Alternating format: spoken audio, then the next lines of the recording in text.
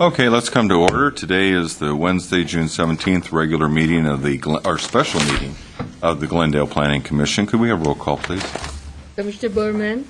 Here. Commissioner Lee. Here. Commissioner Sheets. Here. Chair Torgerson. Chairperson Kate. Here. Report regarding posting of agenda. The agenda for this meeting was posted on Wednesday, June 10th, on the bulletin board outside City Hall. All right, would everyone please stand and join me in reciting the Pledge of Allegiance? I pledge allegiance to the flag of the United States of America and to the republic for which it stands, one nation, indivisible, with liberty and justice for all. Wow. That's what happens when I read it slowly. That's kind of embarrassing. So, somewhere my first grade teacher is frowning down upon me. So, all right. It's like your Social Security number. You can't do it slowly sometimes. Okay. We have minutes of May 6th that it looks like we can finally approve. Right. Any comments or corrections to the minutes of May 6th? I move to accept the May 6th meeting minutes. Mr. Berman, I need you to second. Second. Please call roll for the minutes of May 6th. Commissioner Berman. Here. Commissioner Lee. Aye. Commissioner Sheets. Those absent? Abstain. Chairperson Kate. Aye, and a vote of 3-0 with one abstention. The minutes of May 6th were approved. Let's do the minutes of May 20th. Any comments or corrections? Again, I move to accept. I second. Motion, support, call roll, please. Commissioner Berman was abstain. Commissioner Lee. Aye. Commissioner Sheets. Aye. Chairperson Kate. Aye, and a vote of 4-0, the minutes of May 20th were approved. All right. Under oral communications, I have no cards for anyone wishing to speak on an item not on the agenda. We'll move on to old business, which is tentative parcel map number GLN 1626. This matter was continued from June 3rd, and there was a request that it be continued to July 15th, 2009. The actual location of the project is 1770 Golf Club Drive, and it's a request to subdivide one lot into 3 lots. I do have one speaker card. It's also the applicant. Sir, we're going to it's been requested to continue to July 15th. You don't need to speak unless you want to add something to that request. Chairman Kane, we are requesting that actually be moved back to August 19th, 2009, to give us enough time to complete the environmental review. All right. Is that also all right with you? That's fine. All right. The applicant has indicated that that's all right with him. So, gentlemen, could we have a motion to continue tentative tract parcel 1626 to August 19th without further Notice. So moved. Second. A motion, support, call roll, please. Commissioner Berman. Here. Commissioner Lee. Aye. Commissioner Sheets. Aye. Chairperson Kate. Aye, and a vote of 4-0, tentative parcel map number GLN 1626 is continued to August 19th, 2009 without further notice. And we are just speeding along, are we not? All right. I think I'd like to take the next 2 items out of order and first talk about the conditional use permit, case PCUP 2008-047. This one is continued from May 6, 2009, and the location is 1841 Tamerlane Drive. I understand staff has a recommendation to continue this. Yes, we are requesting that this item be continued to August 19th, 2009. And please explain what the reasons for that are, please. Staff would like to continue the agenda item so that we can look at various options to address the concerns of the neighbor. Okay, and just to identify what's going on, because this continuation is rather unique, at least in my experience, is what's been identified is we have one particular neighbor with what appears to be by all accounts, is a severely ill child, and the purpose for the request to continue it is to look at potential conditions or ways that might help, on several levels, might help the child or prevent more risk to that individual. but also in tune, you're going to see just really what the ability of the city is in that regards. Is that correct? That's correct, yes. So both planning and legal are going to be kind of working on that together. Correct. And given that, do we have a date certain? Yes, we'd like August 19th as well. Okay. Now, from what's been said, my fellow commissioners, do you have any comments on that initially? As to the idea of continuing it? You understand the background? Any objections from you, at least initially?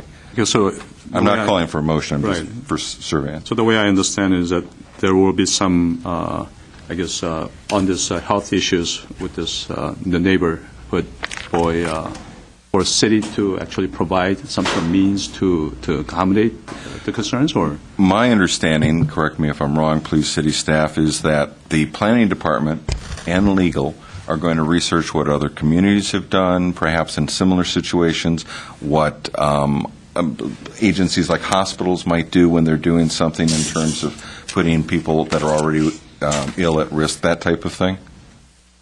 If I may, yes. What we're going to be looking at, we're working with legal to find out what, if any, options the planning department has in making recommendations to the planning commission as to how to address these concerns. And we will present you those options once we know what we can actually present to you, and based on that, you could make a decision. The reason I'm asking is that whatever the, I guess, the options you look at, is that going to remove the, the concern, and this, the child's health does not come into equation here?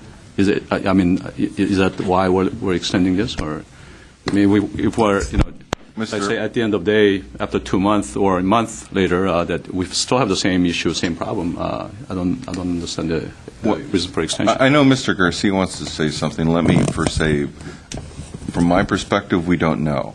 But given the nature of what's going on and the somewhat unique aspect of it, it doesn't hurt to see if there's some things that may have been overlooked in terms of conditions, if indeed it gets approved, in terms of additional conditions that might provide another layer of health security. Mr. Garcia?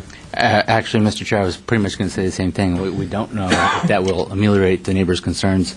There's a possibility it won't, but we want to be able to look at all our legal options to look at conditions to impose on the project without exceeding our authority under our city's police power to do so. So that's really the reason for the continuance. Okay, so in general, fellow commissioners, you're not opposed to it?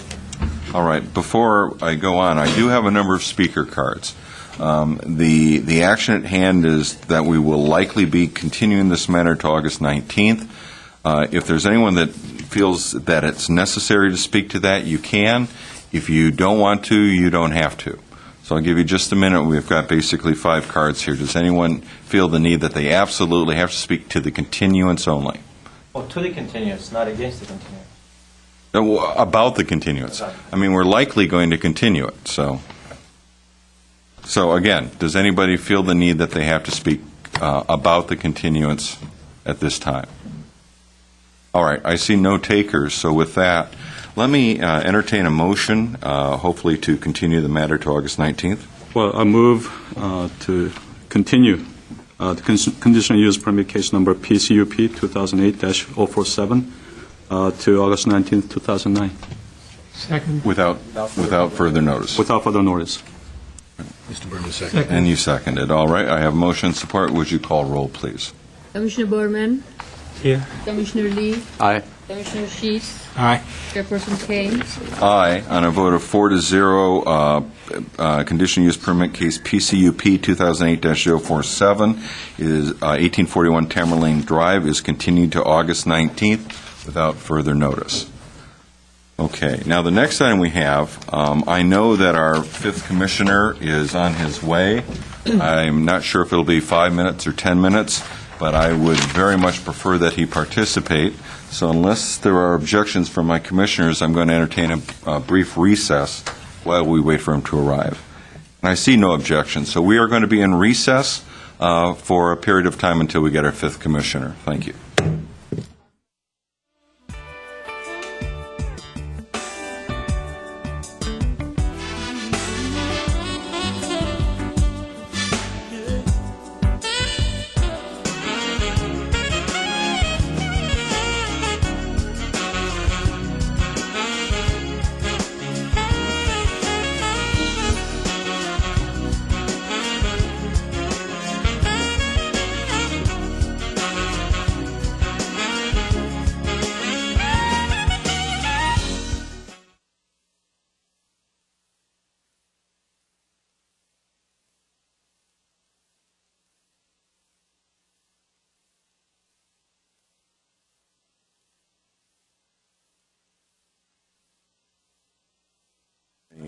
they get continued. Okay, we're back on.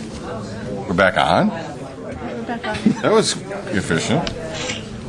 All right, let's come to order again, please. We're going to continue with the special meeting of the Glendale Planning Commission for June 17th. Thank you very much. And we're going to move on to new business, item A. It is a revocation of a zoning use certificate, PZUC 2006-0234. The location is 2831 through 2833 Honolulu Avenue. And my understanding is between a communication from the appellant and some other information, city staff, specifically the city attorney, may want to weigh in on the potential request for a continuance. Yes, Mr. Chairman, members of the Planning Commission, embedded in a correspondence that was submitted by legal counsel for the appellant is a request for a continuance.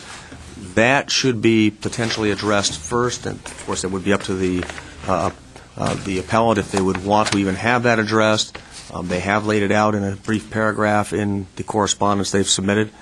And certainly if you'd like to entertain that request, you wish to do so first prior to getting into the merits. So, what you're, again, just to paraphrase, you'd suggest that the appellant come forward on the request for continuance. Assuming the appellant wishes to follow through and If he wants to do that. make that argument now. All right. And so I do see someone approaching, so I suspect they'll speak to it, at which point then Mr. Hard will ask you to comment. Good afternoon. My name is Derek Tabone. I represent the appellant. When I wrote my letter, or before I wrote my letter, I came over to the city clerk's office and inquired as to what the zoning and parking requirements were in 1966, which was the latest date that we know that it's been a restaurant in the present location continuously since that date. But they could not inform me, or maybe would not inform me, while I was there. They said I must make a Freedom of Information Act request. I think the city attorney's office responds to those. I believe they take 3 to 4 weeks. You can ask them. They can request an extension. I think that's an important issue because I believe that there was, from everything I've been able to gather, there was no parking requirement whatsoever in 1966 for this building. The building had parking, but it was not a requirement of the permit or anything else. And that would make a difference potentially to your decision. It is our position, and as I put forth in my letter, that we are in full compliance with all applicable codes that are applicable to us, because you can't change the law after the use has gone into effect. So I want you to consider that. If that's an issue for you, then you ought to consider continuing the matter until the Freedom of Information Act request can be responded to, and then we'll know for sure what, if any, parking requirements there were for a restaurant in 1966. Okay, we're going to have some questions for the attorney, but first, any questions for the speaker on his request? Mr. Lee. Yeah, for your, when you request this Freedom of Information Act, this is pertaining to the existing restaurant. Now, in 1996, there was another CFO, certificate of occupancy, that was issued for the same restaurant use with the 8 parking spaces. That's correct.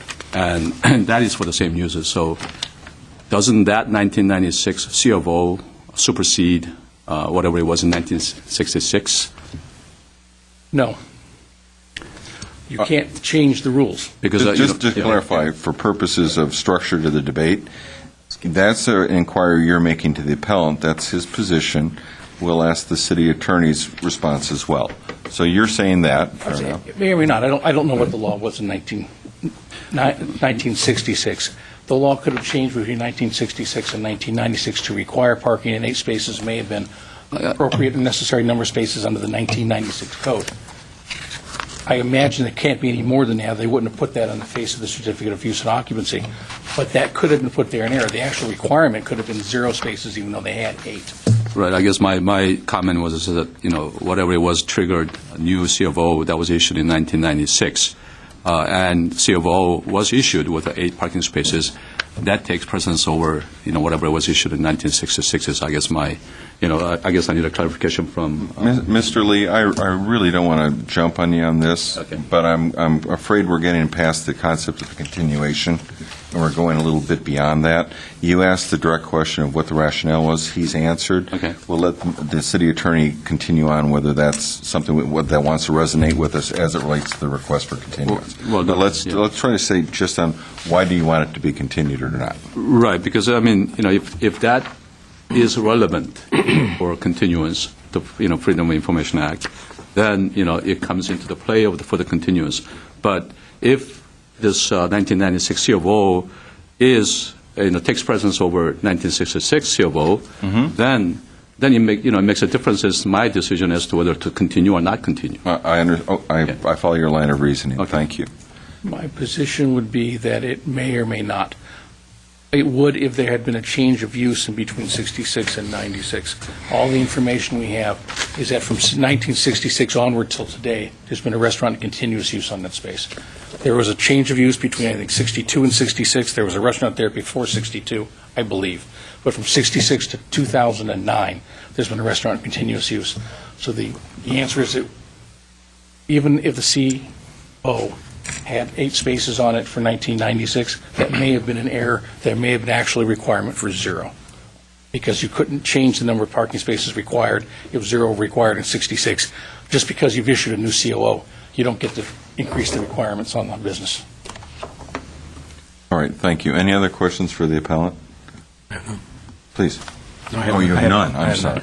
I actually would like to know. Your client was notified your client was notified in late March that there was going to be a revocation hearing. You knew the date was set or was going to be set, and you waited until 3 days before our hearing to try to gather this information? Actually, I didn't Took you get your 10 weeks? notice on time. They said they mailed the notice in May. I didn't get it. I asked for it again. My clients didn't get it, and it wasn't posted on your website. I didn't actually have notice of this until last week, and I went Friday of last week to go get the information before I wrote my letter. All right, that's a reasonable answer to the question. Any other questions right now? All right. Why don't you sit close for a moment? Mr. Howard, would you care to weigh in on some of the things that are being bandied about? Well, not on the merits, but let me provide you with some guidance on the whole issue of continuance. Generally speaking, the basis for the decision to continue rests in your sound discretion. Generally, I would always advise you, just like since you are a quasi-judicial body acting as judges, I would advise you to use a similar standard that the court uses, and that is look for good cause. Here, I think you heard from the chairperson about the whole issue of when this question of the relevance of the 1966 parking requirements first came to bear. I can tell you just from my own personal observations at the council meeting of March 10th, this very same issue was raised by the appellant at that hearing. So at least that date, the question of whether or not the 1966 parking requirements had any bearing or relevance on it was actually raised and discussed. And so one of the factors that you may want to consider in terms of good cause is why someone waits until, pardon the expression, the 11th hour to submit a Public Records Act request, knowing that the law allows 10 days and possibly an extension of an additional 14 days if the matter is either voluminous or difficult to locate, to weigh in on that or to respond to that request.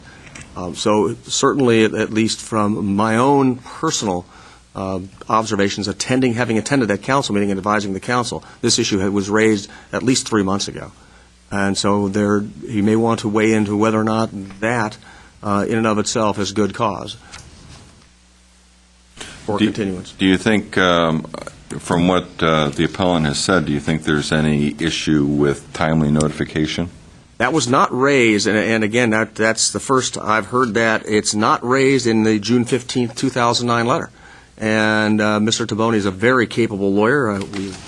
We've wrestled with some of the issues both in court and through the administrative process. Highly capable, highly focused, detail-oriented. I would think if he felt that was a viable issue, he would have raised it in his letter.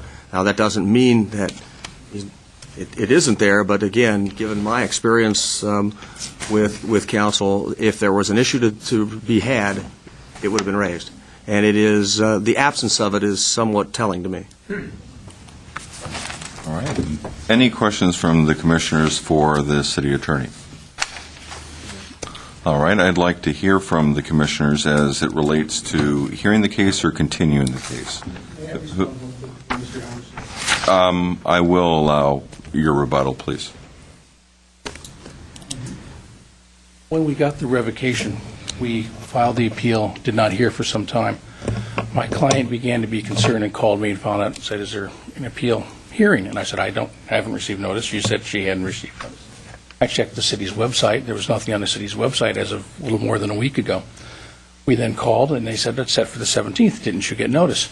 And they sent me a copy of a notice that they say went out on the 17th of May.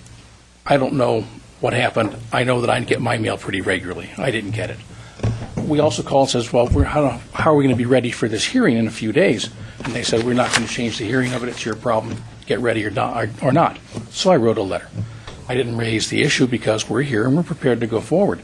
The reason I thought a continuance might be appropriate, and it's up for you to decide. We're ready to go forward either way. But the reason I suggested a continuance might be appropriate to find out what the response would be from the city is that I think you would want all the information in front of you as opposed to part of the information. The city council didn't have the information in front of them a couple months ago as to what the code was in 1966. I expected when I walked over to the city clerk's office, said, I need to know what the code was in 66. They could go pull a book off the shelf and say, here, this is what the code was. The answer was no. It's a Freedom of Information Act request. Why a public record like that would have to be, I don't know. Your current code comes from 1995. That's available on, actually 1996. That's available online, but from 1966 it's not. It's not available anyplace else I could find it. I thought the city clerk could provide that information within half an hour. They could not. That's why I waited till, quote, the 11th hour, both to write the letter and to make the request. Thank you. Okay. Actually, I don't know if that's a follow-up question or not. I was just going to raise the idea that we can still begin the hearing, we can take testimony, and we can still opt in the course of testimony, and depending on what the testimony is as far as the weight of 1966, to still continue the matter after the hearing, or at the end of the hearing. So depending on what the commission decides to do, I just want to point out that's still an option. Okay, thank you. Mr. Hargani. Mr. Chair, thank you. I just wanted to note that the site was posted with a notice of the public hearing at least 10 days prior to the hearing.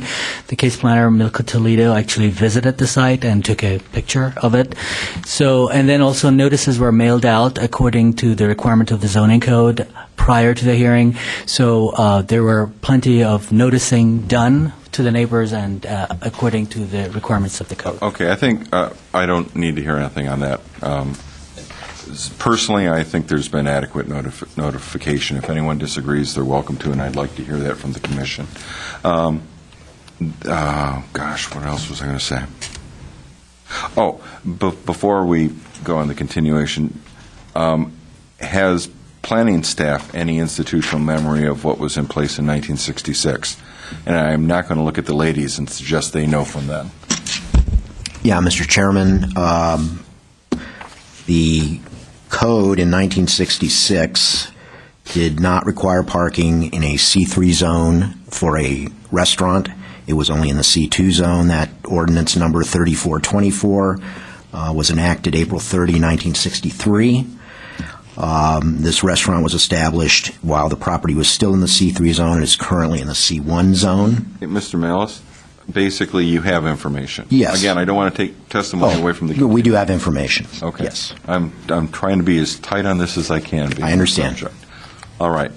Thank you. So you do have information you can add in terms of testimony. All right. Gentlemen, what are your wishes as it relates to this matter? Mr. Berman, what are your thoughts? No comment right now. No comment? Very good. Mr. Sheets? I'll just go down the line. I'm at this point in time, it always troubles me when we supposedly notice everybody and we send all the information out and people don't get it, especially the people that are concerned with the appeal. So everything that I can see tells me that the information was sent out, especially a case that's this important, been drawn out this long. If nothing else, a question would be asked as to when things would happen, and it sounds like the property was posted adequately, and we all know the size of those signs as to how big they are and what they say, and this has been going on long enough that I'm sure that a sign like that would cause people to stop and read it and get the appropriate information. So it's my sense that there was enough notice. Everybody should be aware. Mr. Lee? Yeah, the appellant request is, through his attorney, the reason for or asking for continuance is for this Freedom of Information Act, and it sounds like we do have that information to adequately make our decision. So I'd like to hear this case. All right, Mr. Torgerson? I'd like to hear this case. As would I. So on that basis, we're going to continue forward with the hearing. In case I haven't read things before, I'll introduce the case and we'll begin the public hearing. This is a revocation of zoning use certificate PZUC 2006-0234. Its location is 2831 through 2833 Honolulu Avenue. The business name is the Montrose Collection Restaurant and Banquet Hall. The business owners are Armin Avazayan and Levon McGroyan. And I apologize again for pronunciation. It's well known how bad I am at this. The operator is the Montrose Collection Restaurant and Banquet Hall. Property owner is Alfred E. and Ramona C. Teichert. The revocator is the City of Glendale. The appellant is Atna Enterprises, and this is located in the C1 Neighborhood Commercial Zone. Case planner is Milko Toledo.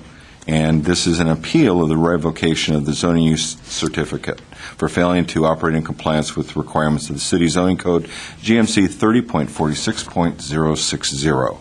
And the recommendation is to sustain the zoning administrator's decision and approve or uphold the revocation. And with that, could we have an overview, Ms. Toledo?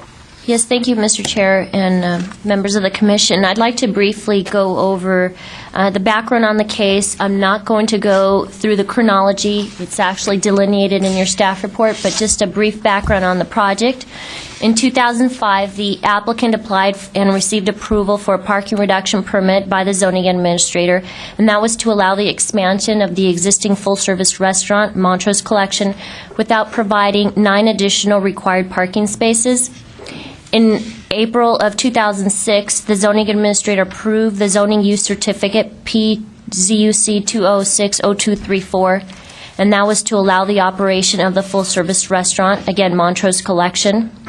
In 2007, the zoning administrator held a public hearing to consider revoking parking reduction permit due to the allegations made by neighbors, the public, again, the police department, neighborhood services staff, because the use was operating exclusively as a banquet hall. Again, these are allegations made, and was not in compliance with conditions stipulated in the parking reduction permit. Again, parking reduction permit was PPR 2005-002.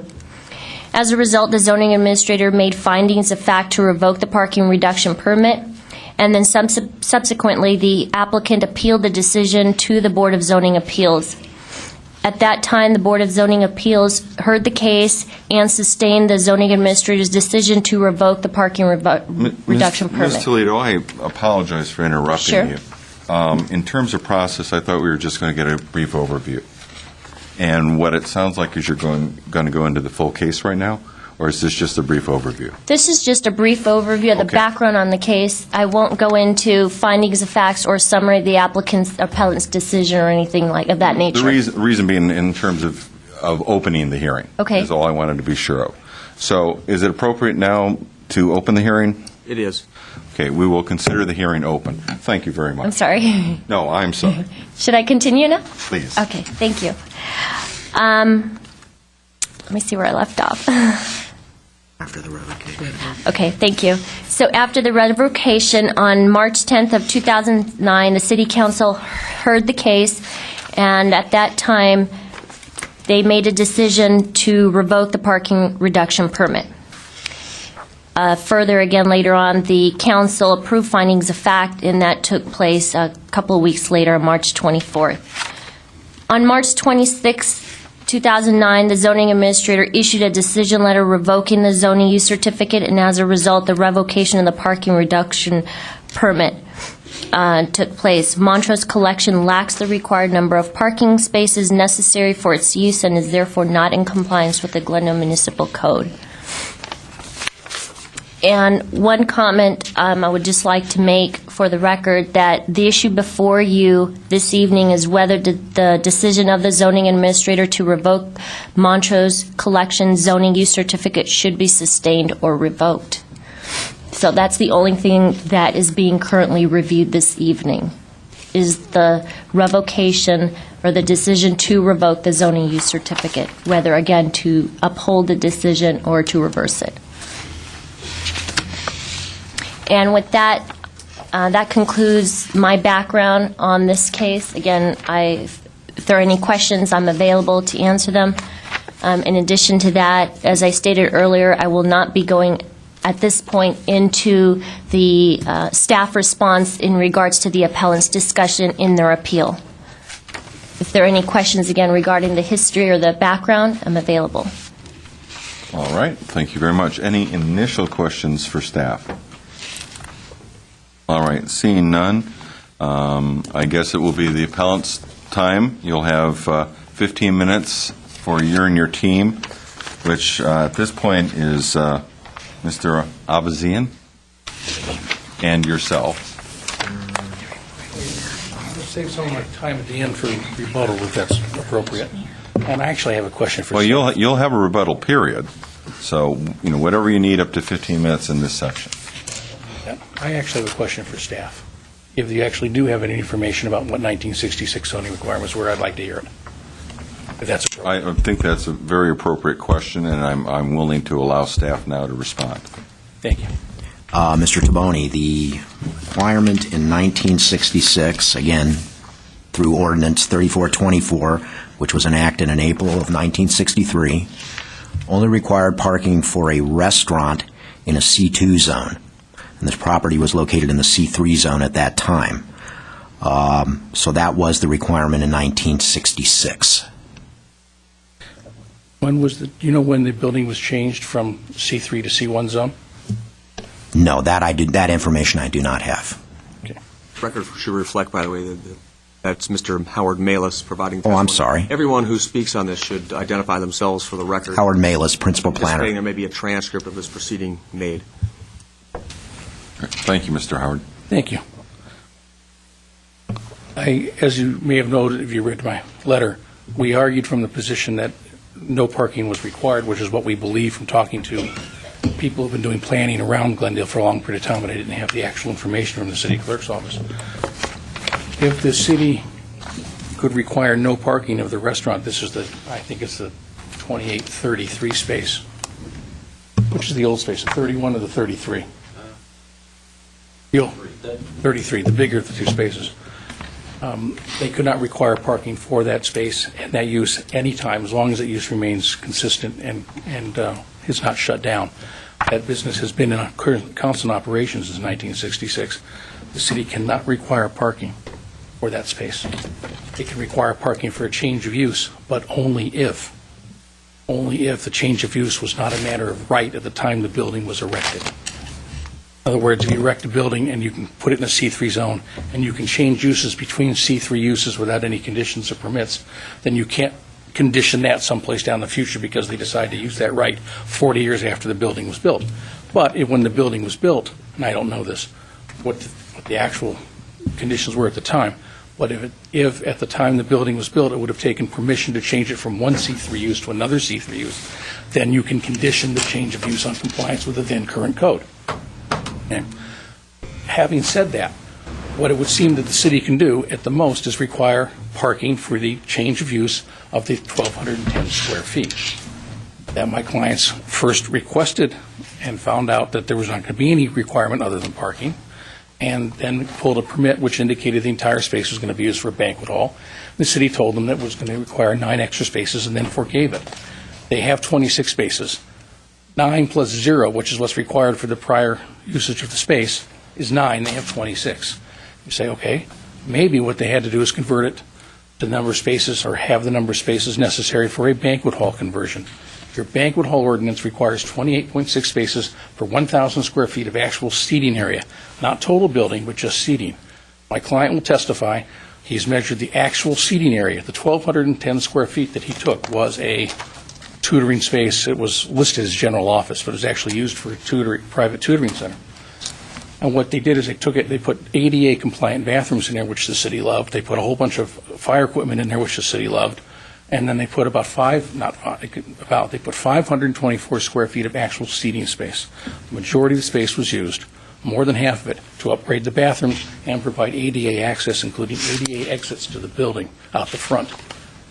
524 square feet at 28.6 seats per 1,000 square feet is, and I put it in my brief, it's 21 square, I think it's 19 or 18 parking spaces minus the 3 that the office space would have required.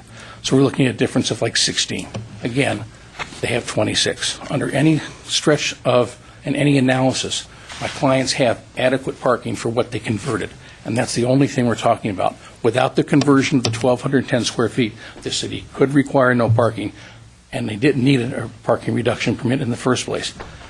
The only reason my clients even applied for one is when they looked at their options after first asking what was going to happen when they converted the space. They were told you might have to find some extra parking spaces. They talked to the city, and the city staff said, why don't you apply for a parking reduction permit? It shouldn't be a problem. And that's what they did. They didn't realize at the time, and apparently city staff didn't realize at the time, they actually didn't need any spaces. If to further push this position, as you said, as you indicated, in 1996, there was a certificate of use and occupancy issued that listed the building as having 8 parking spaces. Again, even if I add 8 plus the 16 or 17 they need for a conversion to a banquet facility, we're still come underneath the 26 that they in fact have. You'll also hear from other people there's in fact no parking problem. I went by there about 6 or 8 weeks ago to see myself. I went by a night when they actually had a banquet. There's 150, 160 people inside. There were music playing, people eating, and there were valets out front. I parked in the parking spaces for the building in front of the building. They weren't all full. There were 3 or 4 empty spaces, even with 150 people inside. It looked to me like about half the people parked with the valet, and about half the people simply parked on the street. I walked around the building to see if there's anybody in the driveways or the alleys. The answer is no. I looked to see if there's any noise coming from this. No. You can't hear any noise from this building, from this party behind the building. You could hear a little bit in the front when they open the front doors.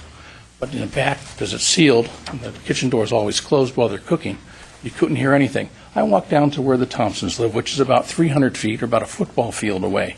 From their point of view, even in the alley behind their house, you can't tell this place was having a function.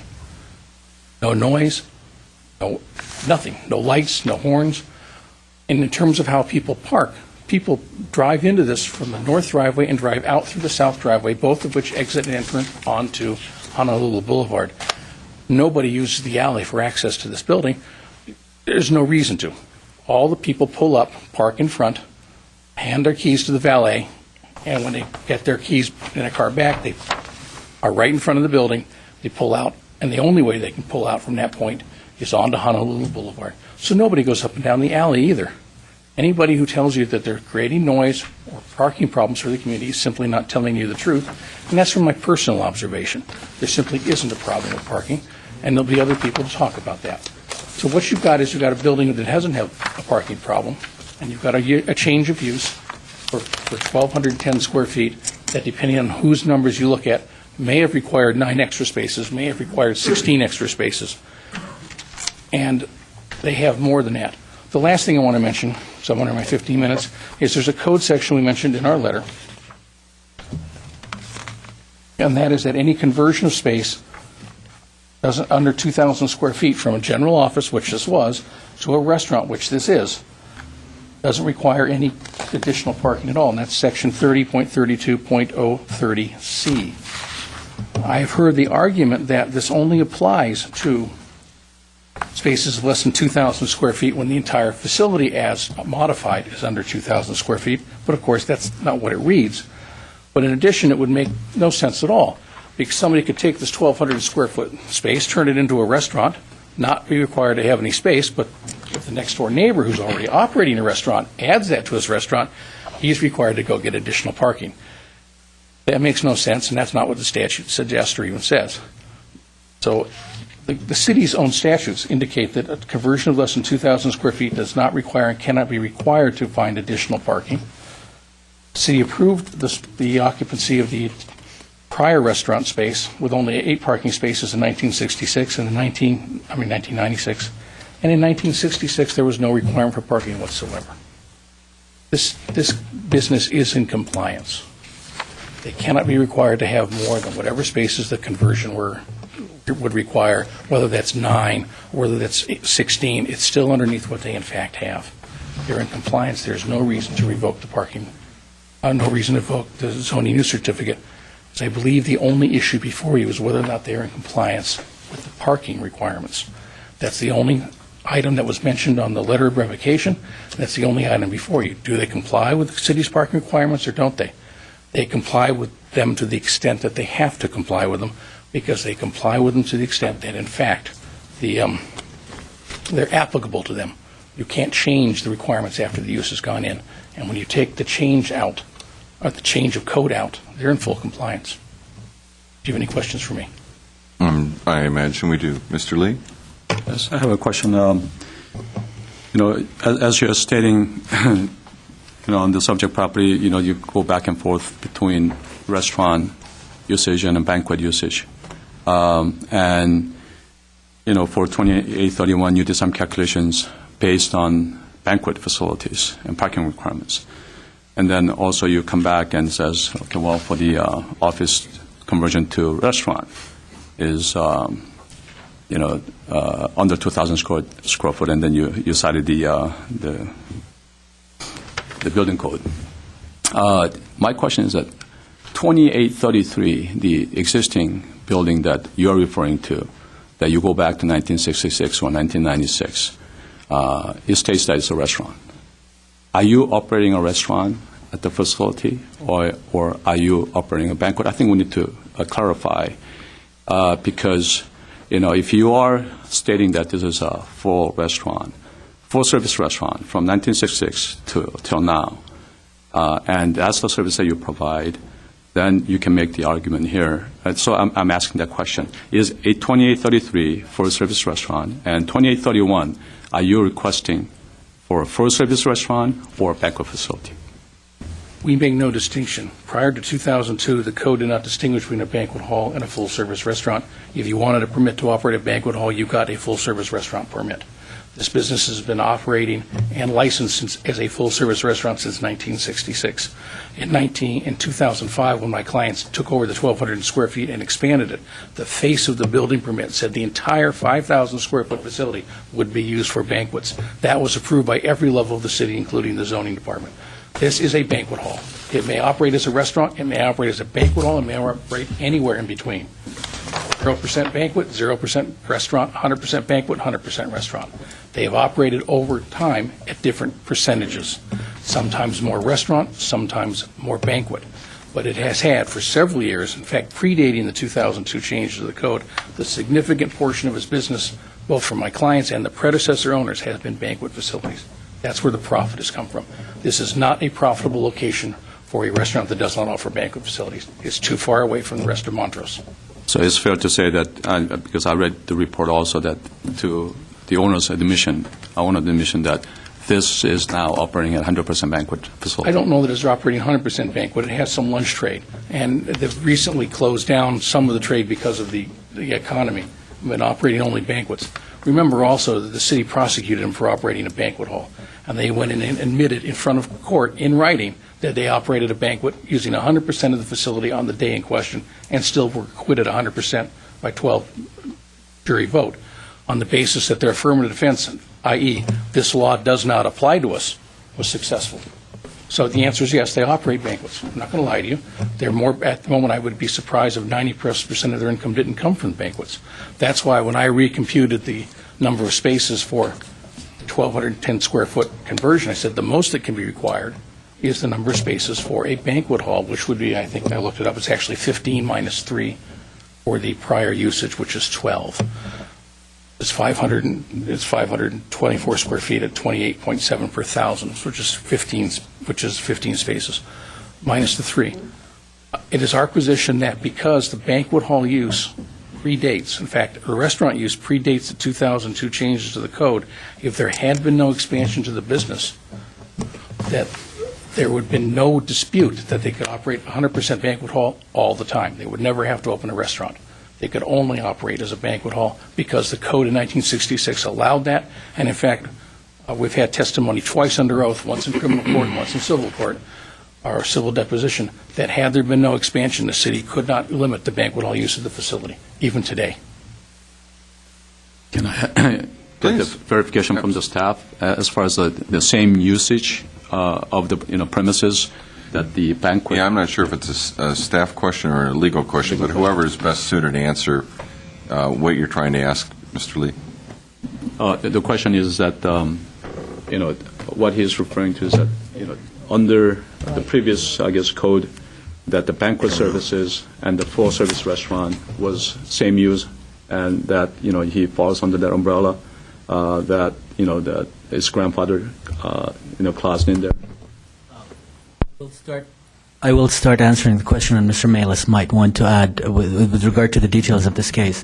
I believe Mr. Tabone is actually referring to the chapter on nonconforming structures and uses, and there are several criteria for allowing nonconforming uses as the code changes to continue operating as such. But the code is quite clear about expanding the use is one way that you could lose the nonconforming status.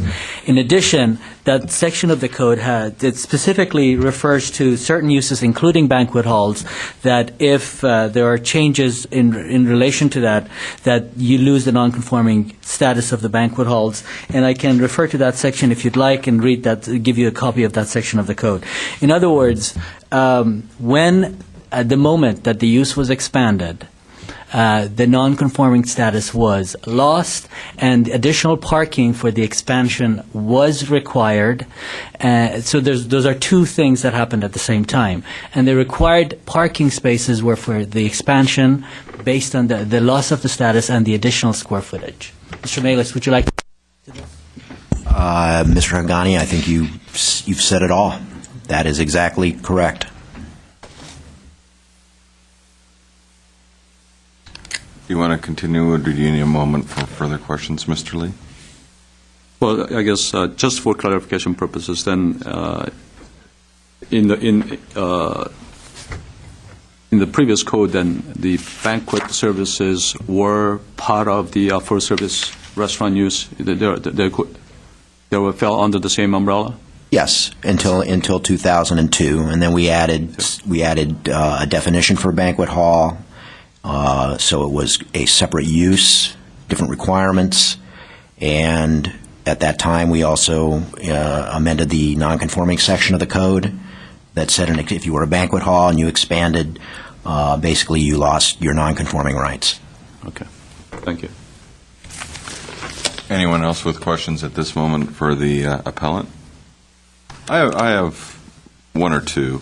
Sure. The plans that were submitted by staff show the floor plan of the restaurant, plumbing counts, and so on, and talks about total occupancy of 344.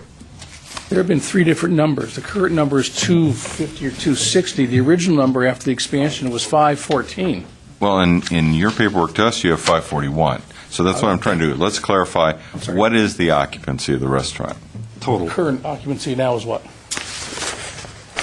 What's your occupancy certificate now? It says 514. Please repeat that. 514. You're at the mic. My figure that I transposed. So potentially, you could have, under your arguments and your position, you could have a party of 514 people.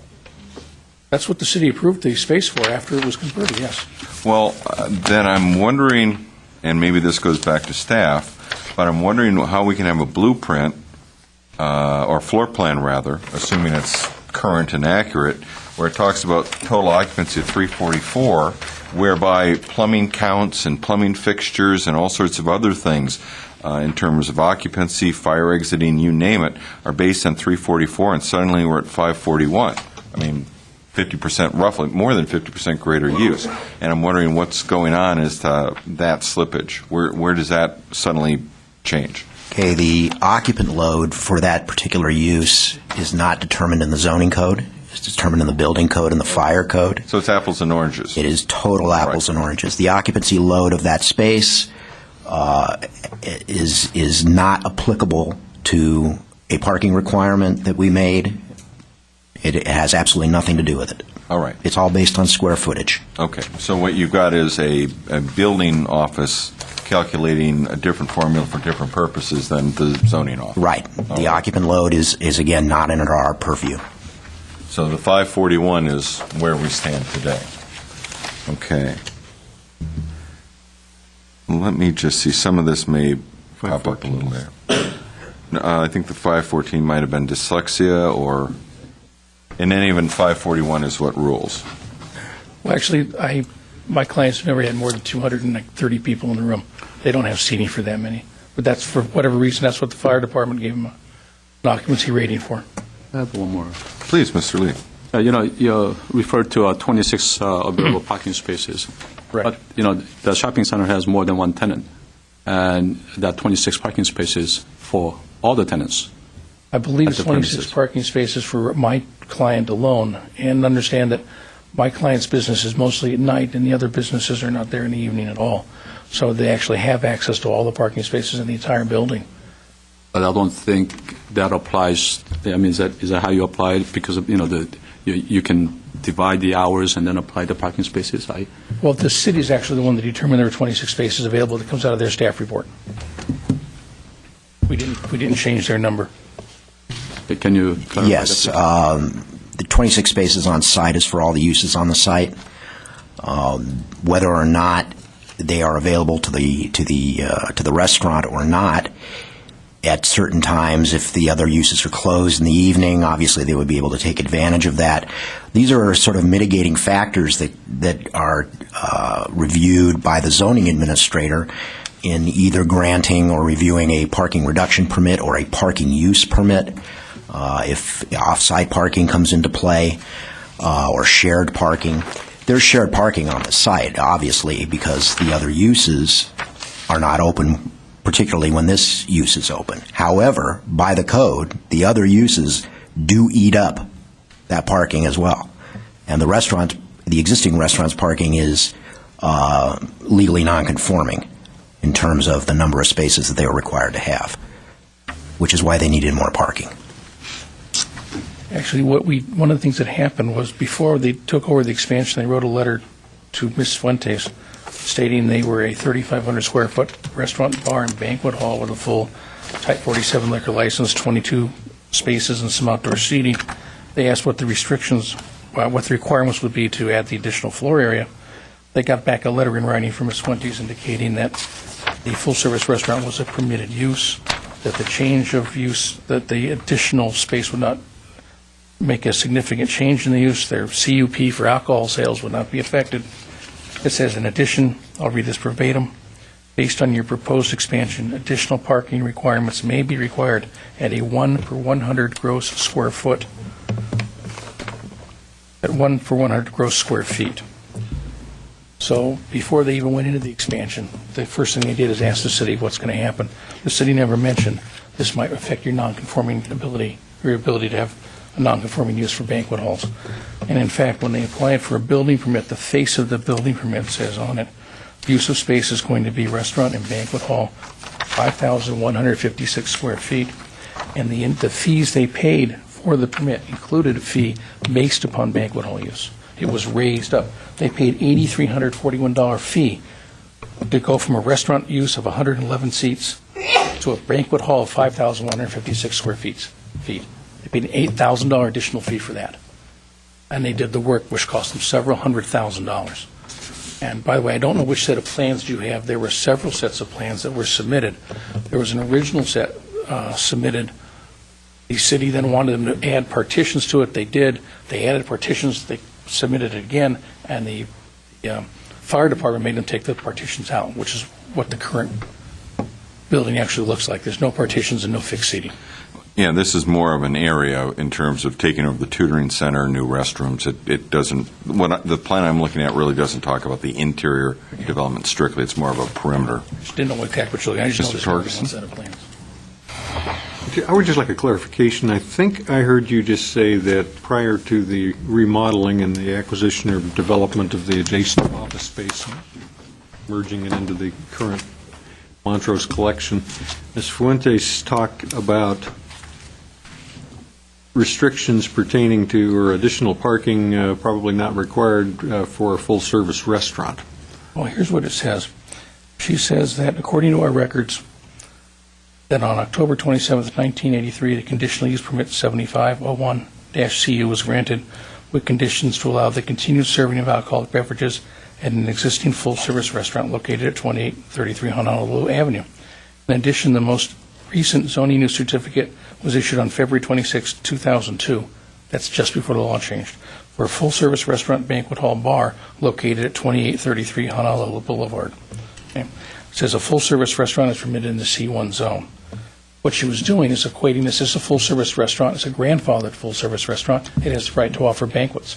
And the word that you would use for a banquet hall as of February 26, 2002 is full-service restaurant. And that's why she says, in addition, based upon your proposed expansion, additional parking requirements may be required at 1 per 100 gross square feet. What was the date of that letter from Ms. Fuentes, please? This was dated March 23, 2005. And it's your position that she used the archaic definition of full-service restaurant as opposed to the current code description of a full-service restaurant? She described it as a full-service restaurant, banquet hall, and bar. It was described in the letter from my client. But if we read right now in the code in 2003 what a full-service restaurant is, It's a different definition. it absolutely is. So you're trying to say that in her letter of 2003, when she assured you that a full-service restaurant was in use, she was using the archaic definition? No. No, she was, I'm sorry, 2005. Thank you. no, what you got to read through both the letters and the permit to figure out what was going on here. The letter that was sent to her a week before said the existing full-service restaurant, bar, and banquet hall is approximately 3,500 square feet, a Type 47 liquor license and parking spaces. And she gets back and responds to them, the most recent zoning use certificate was for a full-service restaurant, banquet hall, and bar. And that's what we're saying, okay, what my clients are asking, what restrictions are going to be placed upon their business as a restaurant, bar, and banquet hall. They get back a letter that says you might have to find parking spaces at 1 per 100 per gross square feet. And in fact, the city finds that they needed 9 square feet in 9 more parking spaces. In between that, they spent $300,000 to $400,000 on a remodel where the face of the building permit says all 5,156 square feet are going to be used as a banquet hall. I don't know how the city can possibly not know that this was a banquet hall expansion. Well, there's a difference between the building department that looks at fire building codes and fire safety and writes the building permits and the zoning code, because the building codes and the fire codes are established and maintained largely by the state of California and not by the city of Glendale. I would agree with you on some I want to say conditions. the two sides don't talk, but sometimes that's the case. Sorry, I'll let you Fine finish. conversation. You've given me that courtesy. I'm sorry if I stepped on you. No, go ahead. The building permit says on its face it's been approved by zoning. Who else? I mean, what more could my client possibly do to make sure he could expand his banquet hall than do what he did? He wrote a letter first, got an insurance. All he might have to do is find a couple more spaces. He puts in his permit and pays a permit fee for a banquet hall expansion. It's on the face of it. It says zoning's approved it. He opens his door, he gets slapped immediately saying, you can't run banquets anymore. The day he opens, in fact, the week before he opened, he had a private party and got a letter saying, you can't do this. He said, just a second. I just spent several $100,000 on this, and I told you in advance what I was doing. And the question here, I mean, we can get into that. That's part of what the fight is with the city council and the revocation in the first place. But the position for you is whether or not they're in compliance with the code. Do they have as much parking as the code can require them to have? The answer, since the code can't require them to have any parking space for the 2,833 square feet, whether they use it as a banquet hall or as a restaurant, the answer is yes. You're in compliance. Mr. Hargani. I'd like to emphasize the date that the zoning code was in effect, that the change of use would have then lost its nonconforming status as adopted in the zoning code, notwithstanding anything that the zoning administrator wrote.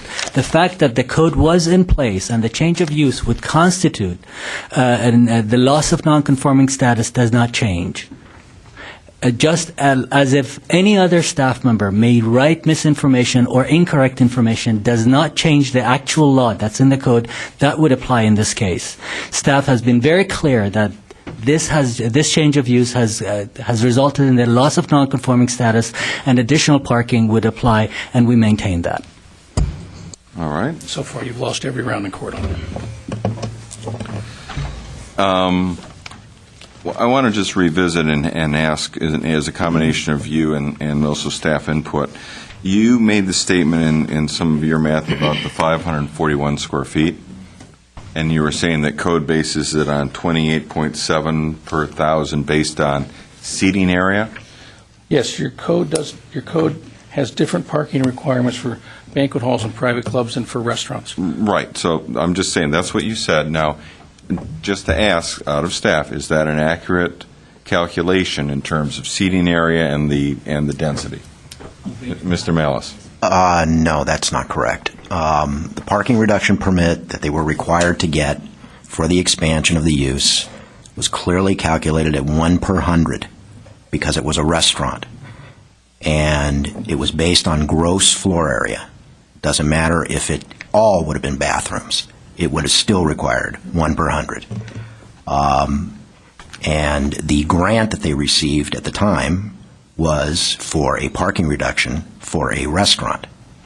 That's what it was for.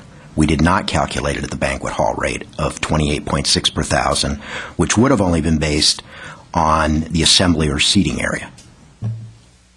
So for what you're saying is that 1,200 square foot, so you have required 12 spaces. Correct. Minus 3. Minus the 3 for the previous use, correct. And that's how you came up with the 9. That's how we came up with the 9 spaces. And I think we're hitting on the center point of, at least, or one of the center point of the city's arguments, is that everything you've done in terms of parking exception was based on restaurant use at 10 per thousand. That is correct. And you would have handled things totally differently if they'd come as far as banquet use at that time? Well, yes, because first of all, if they'd have said they wanted to have a banquet hall based on the nonconforming section of the code, we would have told them, well, I don't know, again, I can't speak for the ZA, but they would have been told you were going to lose your nonconforming rights. You can no longer be totally 100% a banquet hall because a banquet hall use is not permitted in that zone. You would have to be a full-service restaurant. You would still be having the capability of having 30% of your seating or serving area that would be allowed to be used for banquets as long as the restaurant remained open to the public. And the parking would have been calculated at a higher rate. So we would have never got to the point of issuing any permits had it been a banquet hall, because they would have not been allowed to do so. And I recognize that's the city's argument, and you're disputing it. Oh, actually, I'm not disagreeing with some of it. If the city had said you can't expand without losing your nonconforming status as a banquet hall, my people would have said goodbye to the 1,200 square feet. They wouldn't have touched this with a 10-foot pole. The banquet hall use was the part that was making money. That's why they wrote the letter in advance. That's why they got a letter back in advance. And it isn't just that, it's the permit that also says it, and the fees they paid for it. They did everything they could to let the city know we're expanding a banquet hall use here, and what the city got back with is, okay, go ahead, without saying a word about the 30% rule, without saying a word about the code section. They didn't mention it all until the day they opened. Now, if you look at the original letter, it's in the city's file, from Edith Fuentes, there's handwritten notes on it, which weren't on the letter, copies that were sent out. So they were put on by city staff. And it says, legal nonconforming use, existing CUP restaurant, occasional banquet hall, 30% rules, and the word scratched out, apply. Okay. The only word that could possibly be there is the word not. No, the city knew what they were doing when they issued the letter. Mr. Chair. They were expanding a banquet hall use. And everything says that. And Mr. Malice is correct, you to look at the parking differently, which is why I analyzed it two different ways. If you have no requirement for parking, or at most a 9-space requirement for parking for the prior section, 2833, and you convert 524 feet of seating space or 1,210 square feet of restaurant space, however you want to define it, you either need 9 spaces or you need 12 additional spaces. My clients have 26 spaces. The requirement, other than the new space, is 0. They come within the law either way, no matter how you look at it. All right. We're starting to debate. Well, and that's what I want to avoid. Ms. Fuentes, we are definitely going to want to hear from you during the city's portion that Okay. follows, and there'll be a little rebuttal time back and That's forth. good. Thank you. Were there other questions for the appellant? No. All right. The city had their 15. No, they just had the brief overview. So now the city has 15 minutes. I'm sorry, I forgot. So, in terms of some of the arguments, in terms of persuading the commission, in terms of things you might have heard from the appellant, city, you have up to 15 minutes. I'm going to do my best here on the summary as quickly as is humanly possible. The summary of the appellant's discussion, the appellant filed their argument based on the fact that the zoning administrator failed to hold a hearing or make findings on the basis that they had secured sufficient off-site parking and that they had provided the city with evidence of such off-site parking. First of all, the revocation of the ZUC does not require public hearing at all. It's codified. And in the case of the Montrose collection, in terms of why it was revoked, again, the issue before you tonight is the debate over the parking reduction permit has taken place. The city council has revoked it. And whether or not a court of law determines something differently, this is an administrative hearing, and it's actually your charge to decide, do they have the right to maintain the square footage where they expanded based on the code? And the code section basically says no, they do not. They need to give up that square footage, build the wall, and return to their previous space. We are not putting them out of business. We're sending them back to their original space, and they can get a new zoning use certificate, or they have the ability to apply for a parking use permit for off-site parking, which they did not do, even though they claimed in their appeal that she failed to hold a hearing. There was no application filed. They can also file another parking reduction permit request if they want to maintain that space. So their basis for why Ms. Fuentes erred is incorrect. They did not follow up with any application filing that possibly could have remedied the situation for them.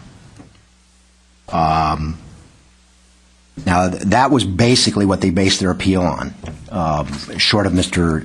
Taboni's arguments that he made here this evening. Those arguments were not included in the actual appeal filing.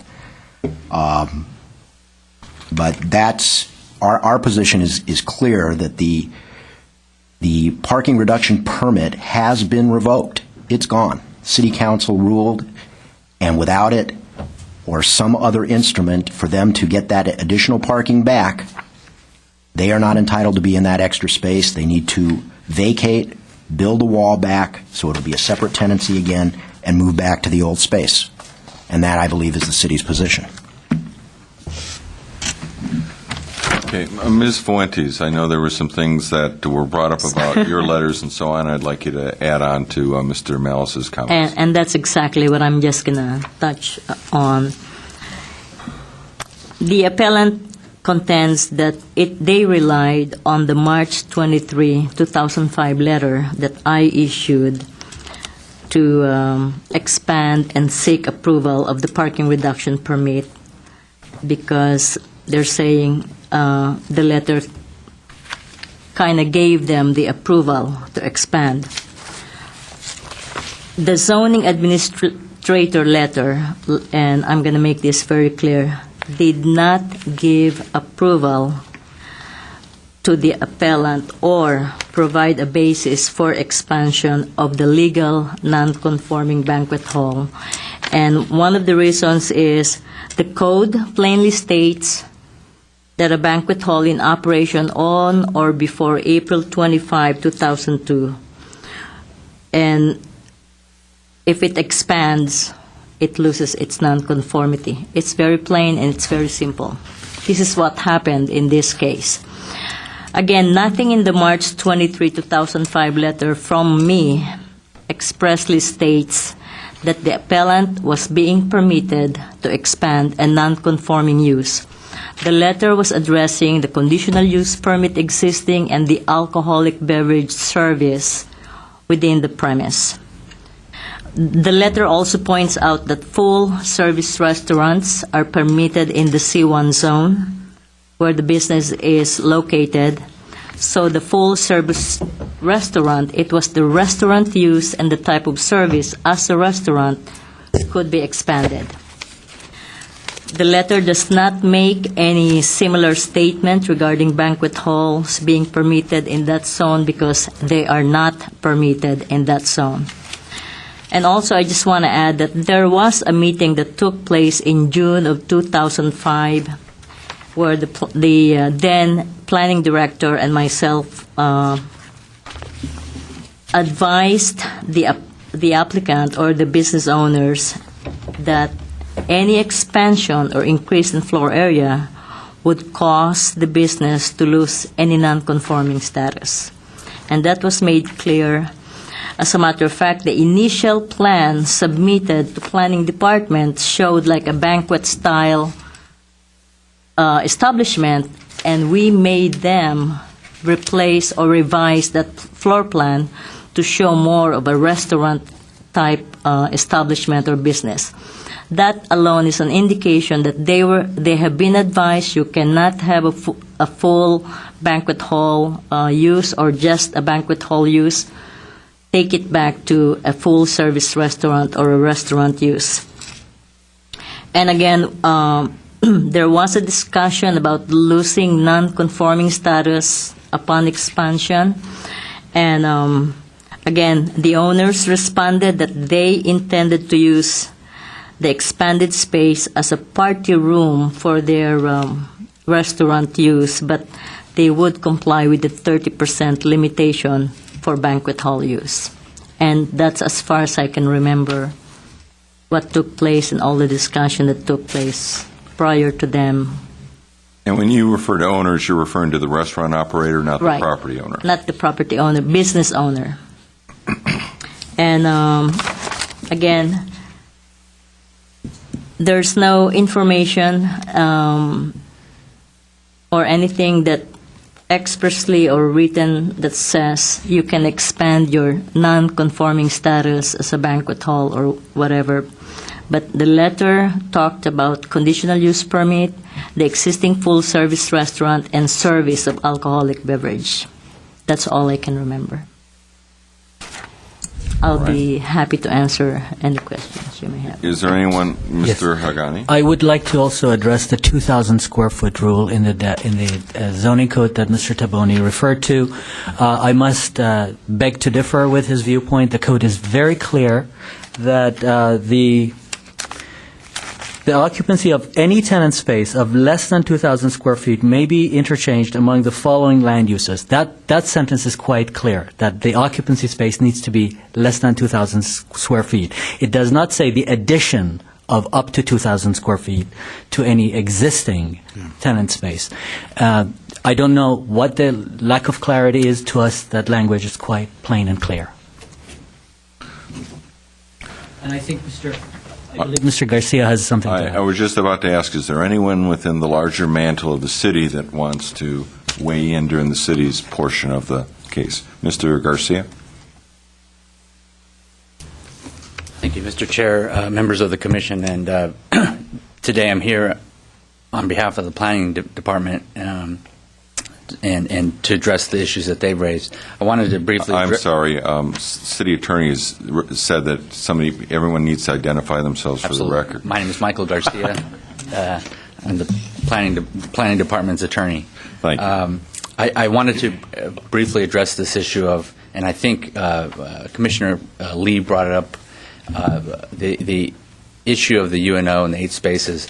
That statement that was on that UNO really had no legal significance. It was just when people applied for UNOs back at that time, they may have put on the application, and Mr. Melendez, correct me if I'm wrong, they would just put on the application how many spaces they had maybe for that particular use, and that may have been put on the UNOs.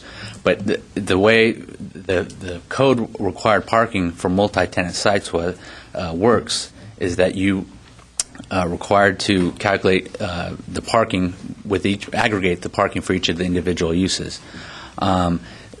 Mr. Taboni has made a point of the fact that no parking was required of restaurants in this particular zone at the time, and therefore the 9 additional spaces is all that he's required to provide, or that his client's required to provide, and because there are 26 spaces, ergo, no additional parking was required.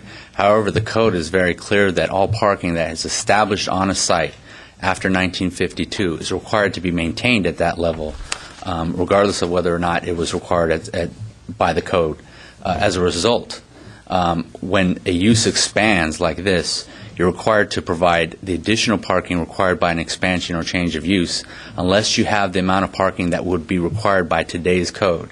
So the only way that this use would not, through its expansion, would not require an additional parking is that if they provided the code required parking as of today, which would be, I think, in the number of 61 spaces. If you were to count the code required parking required for each of these uses, that would be required. So the fact that no parking was required for restaurants in 1966 is irrelevant in our view. What's relevant is that you're required to maintain whatever parking you did have after 1952, and that for changes of use or expansions, you're required to provide the difference in required parking. In this case, 12 spaces required by this particular use, less the 3 spaces that were required for the prior use for that expanded area. It wasn't just because they thought it would be a good idea. It is required by the code that they either provide additional parking or that they get discretionary authority to provide less parking than is required by the code. And so, if you have any questions, that's the only point I wanted to address. All right, Mr. Lee? Yeah, this is a thought because of the comments that's been made so far. Is that in order for them to comply with the code right now is to put up the wall and go back to the old space to operate, the premise as a restaurant/banquet hall. Restaurant. Just a restaurant? Restaurant. They would only get the 30% rule? 30% rule, right, 30% rule. Now, the question is that with this rule and of the because that's not up for debate here. Now, what we're dealing with is a zoning use certificate.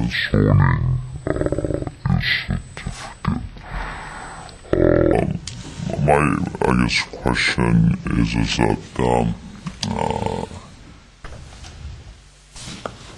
if the appellant, let's say, choose to or elects or to comply with the 30% rule and operate as a full restaurant, I'm just throwing this out there. And even though there's a decision that's been made because of the non-compliance, if they come back and say that, yes, we want to operate as a full-service restaurant starting tomorrow, how does the city view that? If they came in and Howard may have to ask as a Well, basically what would happen is if, again, they have the right to either supply the 9 spaces on the site, which can't be done because of space limitations, apply for a parking use permit, which would allow them to demonstrate to the city that they can have adequate off-site parking to make up that 9-space difference, or file for another parking reduction permit and try to get that again.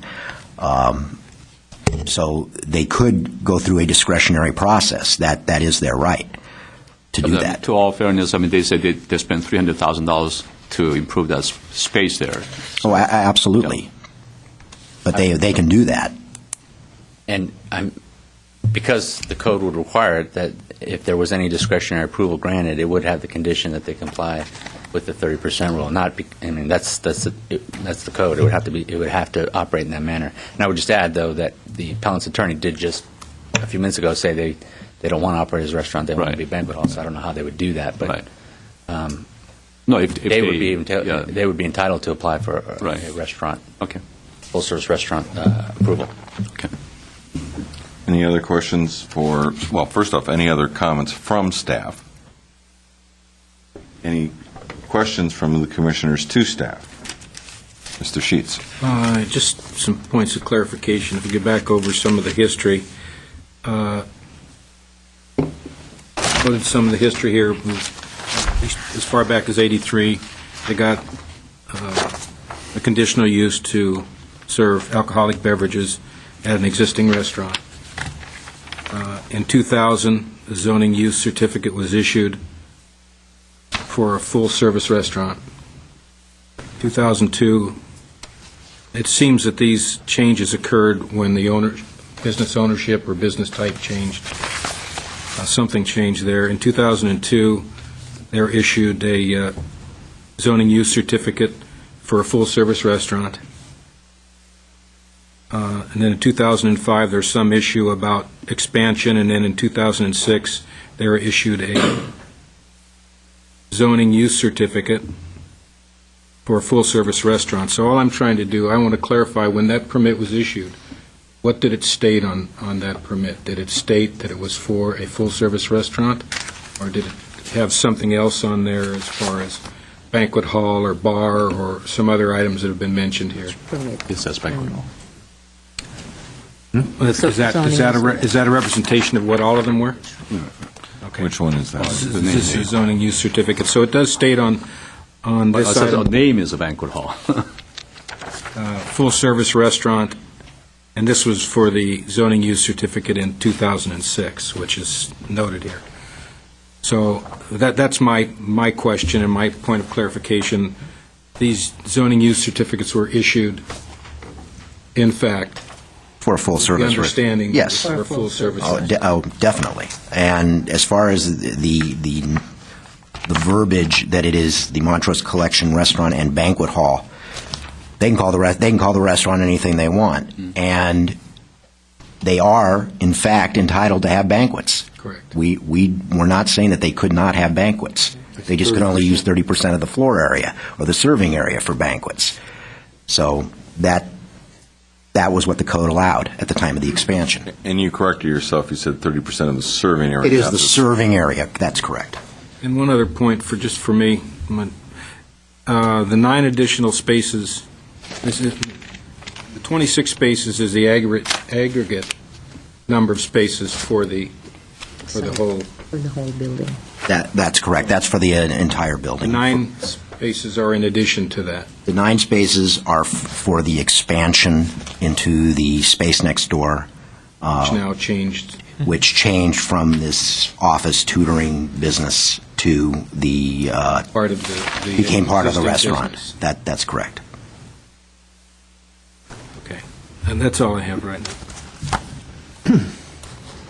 Any other questions at this time for staff? There'll certainly be a little bit of rebuttal eventually. Something else? I did have a question on and this might be back to the. I have a question about the parking, the amount of people that are allowed to be in the building by code, and some statements made as far as the number of people that do attend parties there and where they park. If I look at the statement made by the attorney, Mr. Taboni, he said he'd gone by there and there were like 150 people present, and there was adequate parking.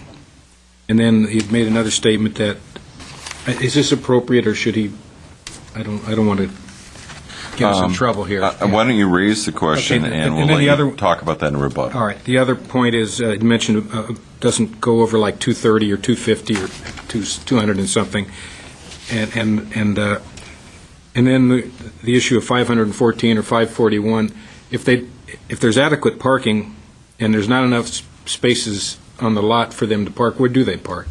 Is kind of what comes into mind, and I don't know if there's an answer to that or if we've addressed it, but that's something that pops into my mind. Where do these people park? So we can.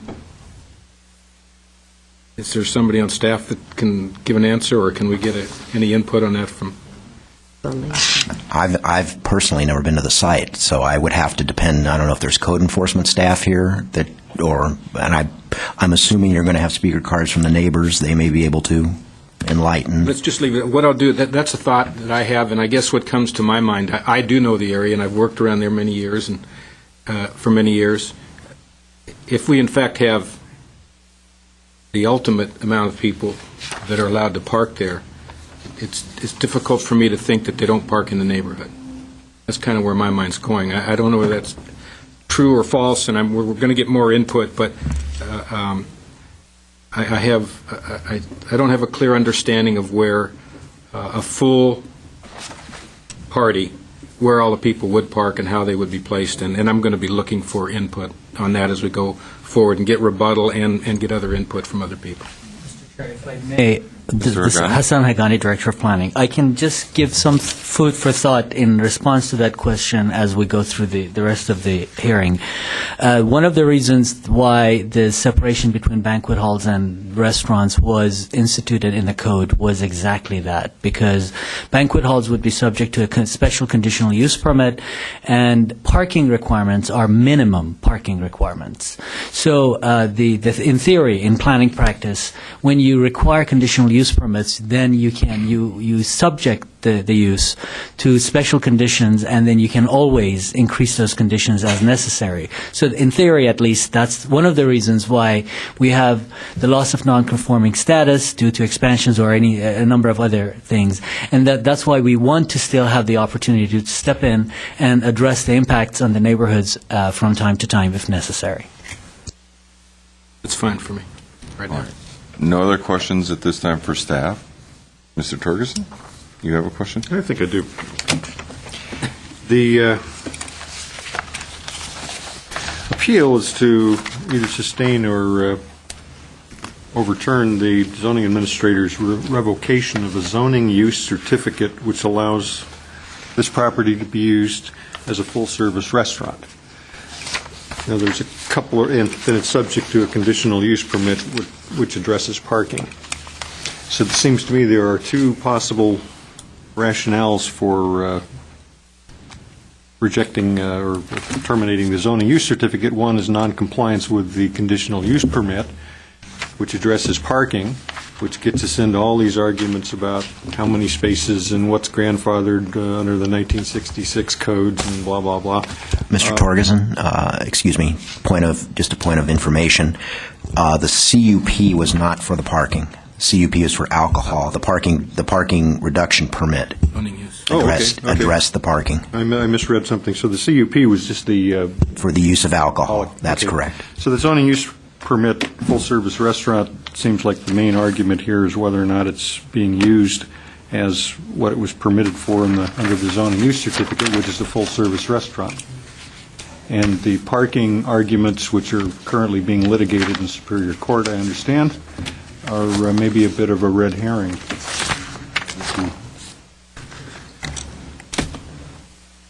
Agree with that potential assessment? I don't know that I can comment on it. I think I would have to turn to our attorney. Mr. Garcia? Members of the Commission, Mike Garcia, Chief Assistant City Attorney. The zoning administrator revoked the ZUC because the property does not comply with the parking requirements of the code. So that's really what the planning department is recommending, why you sustain the decision of the zoning administrator, notwithstanding whether they're a restaurant or banquet hall. That was the basis for the council's decision to revoke the parking reduction permit.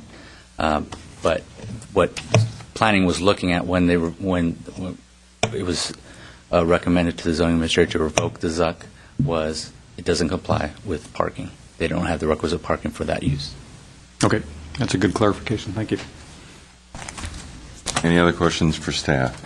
Seeing none, we're going to go on to the public comment period. First card I had was from Roberta Medford. She left, but in the course of things, wrote a note that we're just submitting, and I'm referring to for record, where her basic comment was she disputes, or she notes that from her perspective, Montrose Collection has never operated as a full-service restaurant. So again, I'm just submitting that for the record. Council, if you want a copy of that, obviously it's part of the record. All right. The first card I have is from Sharon Thompson.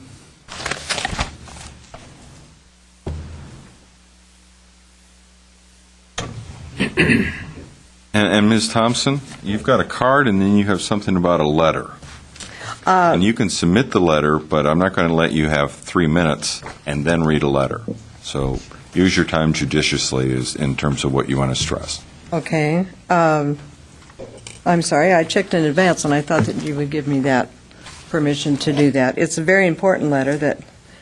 Well, let me check with the city attorney. I don't believe it's proper to read No. someone else's letter into the record. If they want to use their 3 minutes to read the letter, that's certainly fine. Right. Somebody else wants to use it, or they can submit it as part of the record. Well, she gave me permission to read it, that's why. Well, okay, so let's just clarify. First off, I'm going to ask that everyone limit their remarks to 3 minutes. Okay. That's going to be plus or minus. If the comments are germane, if they're not, frankly, a repetition of what everyone else is saying, because we are listening, we'll hold it at 3. If it's original, if it's new content, we'll let you go a little bit longer. But in terms of taking 3 minutes each, I'm going to frown on that. Okay. So just go through what you feel is important for us. Okay, can I just read a part of her letter? Whatever Is that you'd like to fine? do. It's from, my name is Sharon Thompson. Thank you. And I live on Hermosa Avenue. I'd like to clarify one thing, though. I do not live at 300 feet from the restaurant. I live 55 feet from the restaurant.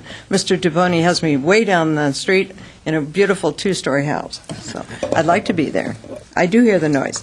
In Pamela Thompson, which is no relation to me, she said that she has observed lately that on several occasions, the Montrose Collection valet drives patrons' cars and parks them on Hermosa Avenue, then returns to the restaurant, walking back down through our units, private entry, and through a gate on the alley of the property to return to the restaurant.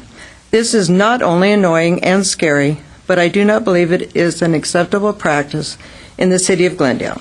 When the patrons summon for the cars after the party and late into the night, the valet returns the private property and onto Hermosa Avenue where the car is parked.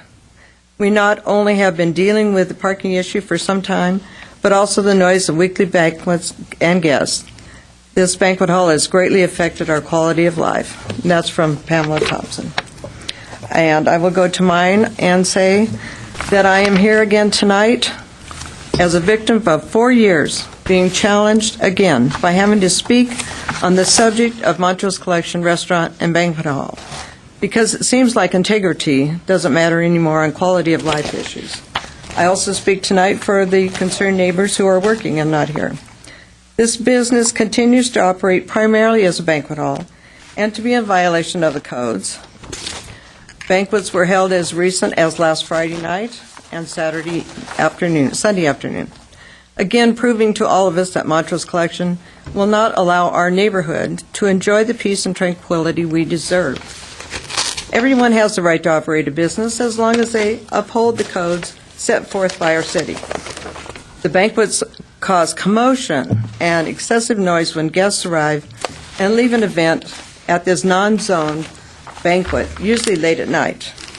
Also, the valets operate without a permit and continue to transfer patrons' cars back and forth across Honolulu Avenue, right in front of a senior retirement home, down the alley behind this banquet hall, and onto city streets, which I hear all of this, creating unsafe conditions, noise, and car fumes.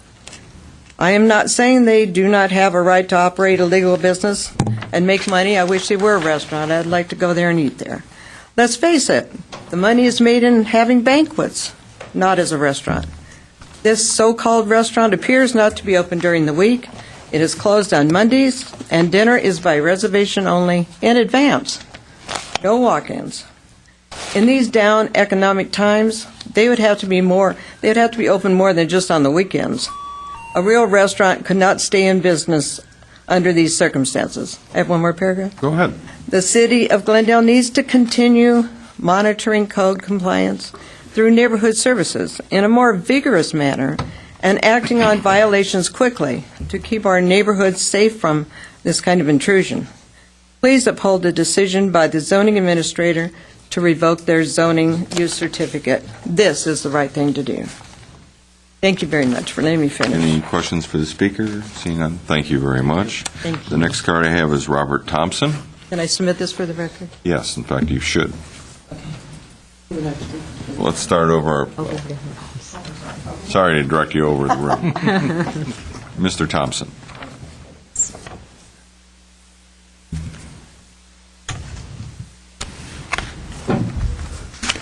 Well, it's after 6, so I can say good evening, commission members, city staff, and the public. My name is Robert Thompson. Today, we are here again to comment on the business activities of the Montrose Collection Banquet Hall. We have previously appeared before the City Council, Board of Zoning Appeals, and the Zoning Administrator to not only complain of their business affecting our quality of life, but also to question their operation complying with the requirements of the zoning use certificate and parking reduction permits. Montrose Collection does not comply with these conditions.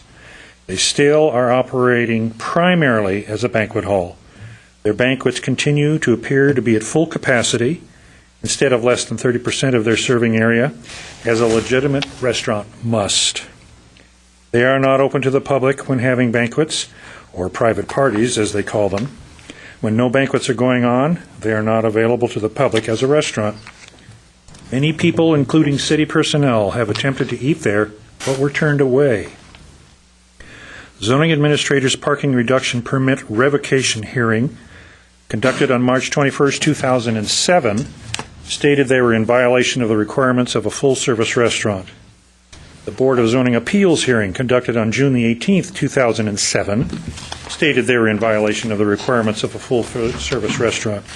And the City Council hearing on March the 10th, 2009, found the same violations, and numerous inspections by code enforcement personnel found them in violation as well. And yet, Montrose Collection continues to do business as usual, operating primarily as a banquet hall, apparently not caring who is watching, as they've so testified tonight. There have been continued banquets, mostly on weekends. Just last weekend, there were banquets on Friday night and Sunday afternoon, causing disruptive noise and commotion in the early hours of Saturday morning and Sunday afternoon. The zoning administrator gave them an additional 4 months from her hearing decision of April 26, 2007, to prove they were operating according to the conditions of the zoning use certificate. To date, which is well beyond the 4 months, it's more like over 2 years, it is business as usual. Nothing has changed. Enough is enough. All of this has been heard before. It is time for this city to show that there are consequences for not obeying our laws and codes. I urge you to uphold the decisions of the zoning administrator and recommendations by city staff to revoke their zoning use certificate. Thank you. Thank you. Questions to the speaker? Seeing none. Thank you. Next speaker card is Margaret Hammond.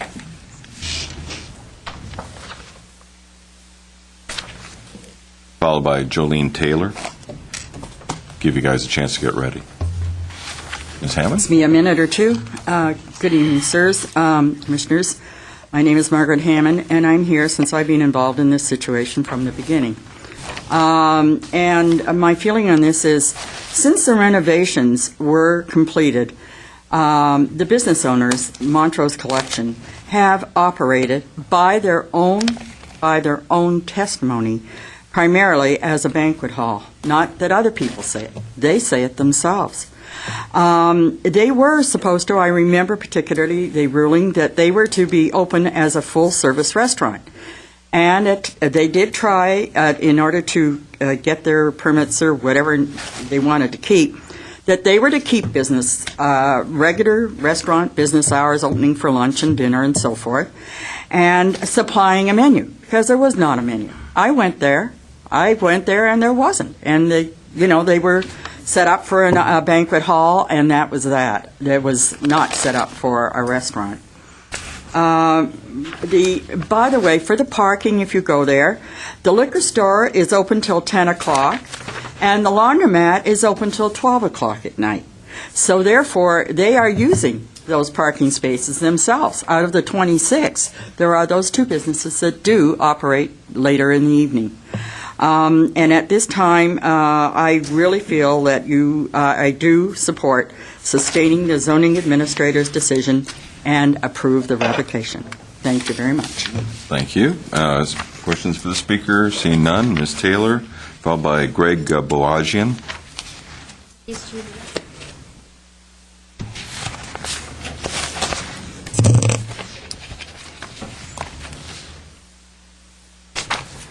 Good evening. My name is Jolene Taylor.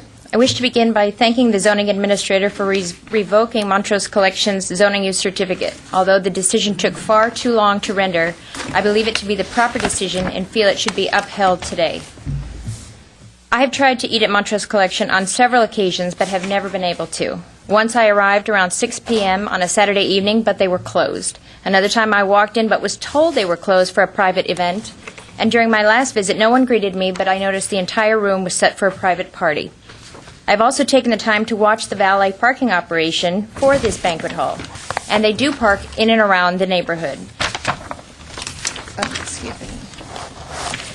With the banquet hall, virtually all guests arrive at the same time, which requires a greater number of parking spaces, whereas with the restaurant, there's parking space turnover. Montrose Collection does not have adequate parking, although Mr. Taboni says they do. If and when 514 guests arrive at Montrose Collection, in order for the valet parking not to utilize the public streets or affect neighboring businesses such as El Sol or the laundromat, each vehicle would have to hold 19 guests. Another scenario is that 514 guests arrive in three per car, and with 26 parking spaces, they would still have to have 145 parking spaces in and around the neighborhood. This has a negative effect on the neighbors and their quality of life. I believe Montrose Collection has continually operated in violation of their use permit and respectfully request that you sustain the zoning administrator's decision and approve the revocation. What I handed to you just now is the valet conditions for operating in Glendale, and you can see from Traffic and Transportation that the valet operator currently does not have a permit to operate. Thank you. Questions for the speaker? Seeing none. All right. Mr. Bojajian, followed by Fred Teachert. Good evening. What a beautiful day outside to be cooped up in this little room. Finally get some sun. Okay, my name is Greg Boyajian. I'm a resident of Glendale. Been since 2002. I met the Ivazian family whenever I went to arrange my mother's 50th birthday party at Montrose Collection. And through there and through the Glendale News Press, I've been hearing about the restaurant and what's going on and what's not. Now, everyone who spoke today, before I did, talks about their quality of life and their whatnot. Anyway, no one ever seems to talk about the quality of life of the owners of this business. They didn't build under a tent. They didn't build in the middle of the night, and it wasn't done by ferry overnight. So these permits were given to them, but that's not my issue. I'm just saying whatever I've heard and throughout the years where I've read. So we did finally have my mother's birthday party there. It was about 120, 130 people, and as being the host of the party, I have to make sure that there's adequate parking for my patrons. I do not want them to come. I have family from the East Coast, and they moved here because of the fact that they hate the traffic and they hate this, and so they need adequate parking. All 120 of my patrons did not have a problem with parking. They all arrived, just like the last speaker said, on or around the same time. It was done adequately. It was done efficiently. It was a great evening. There was no extra noise. There was extra measures to keep people inside versus outside. This was all done by Mr. and Mrs. Ivazian. And I also have to add one more thing. Through the years that we've watched this unfold under the community eye, since we moved in 2002, we moved by Kenneth Village area, which is Sonora and Kenneth in Glendale. Our neighborhood was burglarized. My house was burglarized 3 times since 2002. Our neighborhood was burglarized through and out. As of 2 weeks ago, 14 of my neighbors had their car tires slashed, including my car. This is such a gross misuse of our justice system. I sat here for the past 2 hours watching math go back and forth. 3 parkings, 10 parkings, minus 10, 1966, 1966, this. Mr. Taboni was scrutinized for waiting for the 11th hour to pull up that Information Act speech, where if this was going on for 4 months ago, no one really had an answer for him tonight as to, well, here is the answer. No one had an answer tonight. What I'm trying to say is, let's not waste some time, and let's reverse this so we can have some peace and quiet, so they can have some peace and quiet.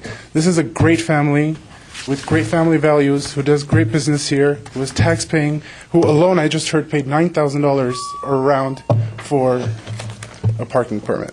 So I kindly and respectfully ask that you guys reverse the zoning administration decision. A question for the speaker. Yes, Mr. Lee. When you say you had a positive experience at the place and you don't have any parking issues, was there a valet service?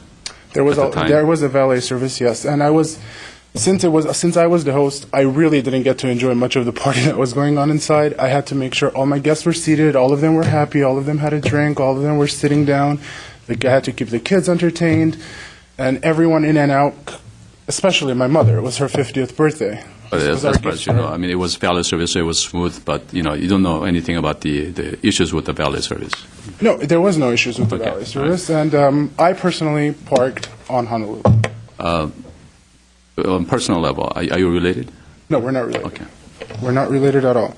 Actually, one more thing let me add. The reason I found out about this hearing was, it's kind of affected, but I went to speak to Mr. Ivazian to get itemized receipt for my mother's birthday because the video camera guy lost the video of that night. So that's how I saw the big plaque about the hearing today, and I just asked him and I came over with him. So thank you for your time. Thank you. Thank you. Fred Teachert, and followed by Diane Schaller. My name is Fred Teichert. Thank you, sir. And I've been a resident of La Crescenta in Glendale for 50 years. I came to California in 1959. I started teaching in Glendale, and I just finished my 49th year. So, a lot of years. Anyway, I am the owner of the Montrose Collection. And I would like to clarify a couple of things, specifically for Mr. Sheets. You mentioned something about the traffic and the parking and the problems there. There are no problems. There are no parking problems at the Montrose Collection. And you can drive by there. The valet service is doing a good job. They have a security guard there just walking around to make sure that everything is fine. If there is a need for any parking, I have 42 parking places right across the street that Mr. Ivazian is welcome to use. There's a post office building there and a mattress company, which I own that building. I own the parking lot in front, and down and back there's plenty of parking. The valet service does not even use that. It's there if they want it, but it's not necessary because they're not parking. I mean, maybe wishy-washy, the washer-dryer service next door. Down the street, there are a couple of sports bars, if you're familiar with those. I would hate to close up a real good Armenian restaurant and banquet hall and put a biker's bar there, another sports bar. That's not what I think we need there. Anyway, I go by there. It's neat. It's clean. I make sure to that. If there's a problem, I take care of it myself. There's no parking in the alleys. There's been no problems. Nothing has been reported to me about from the police department or the fire department. Everything that we did with the Ivazians was done legally. It was applied for correctly. We applied for our reduction permit, even though it was not necessary, from what I understand. But we did that. And if there's any questions you have as far as security and safety in the area, even the old folks home across the street, when they need extra parking, they're welcome to use the post office parking and my parking lot there. They use it all the time. That's fine. No problem. Are there any questions I may answer? Mr. Torgerson? Oh, yes, sir. Will you clarify, are you the property owner or the business owner? The property owner. Okay, you're the property owner. Yes, I've had the building for about 6 years. So the Montrose Collection business is your tenant? Yes. And you have offered to them verbally or in writing the opportunity to use the spaces on your lots across the street? They have it in writing. Okay, but it's never been submitted to my knowledge. All right. We don't need it. Need it, don't present it. I'll tell you, Okay. it's hard. It's not really I used, but it's there understand. right across the street. If it's available, if they need it, but there's no problem. Noise is no problem. When the building was built, it was insulated, and the way it was set up, you don't have a noise factor.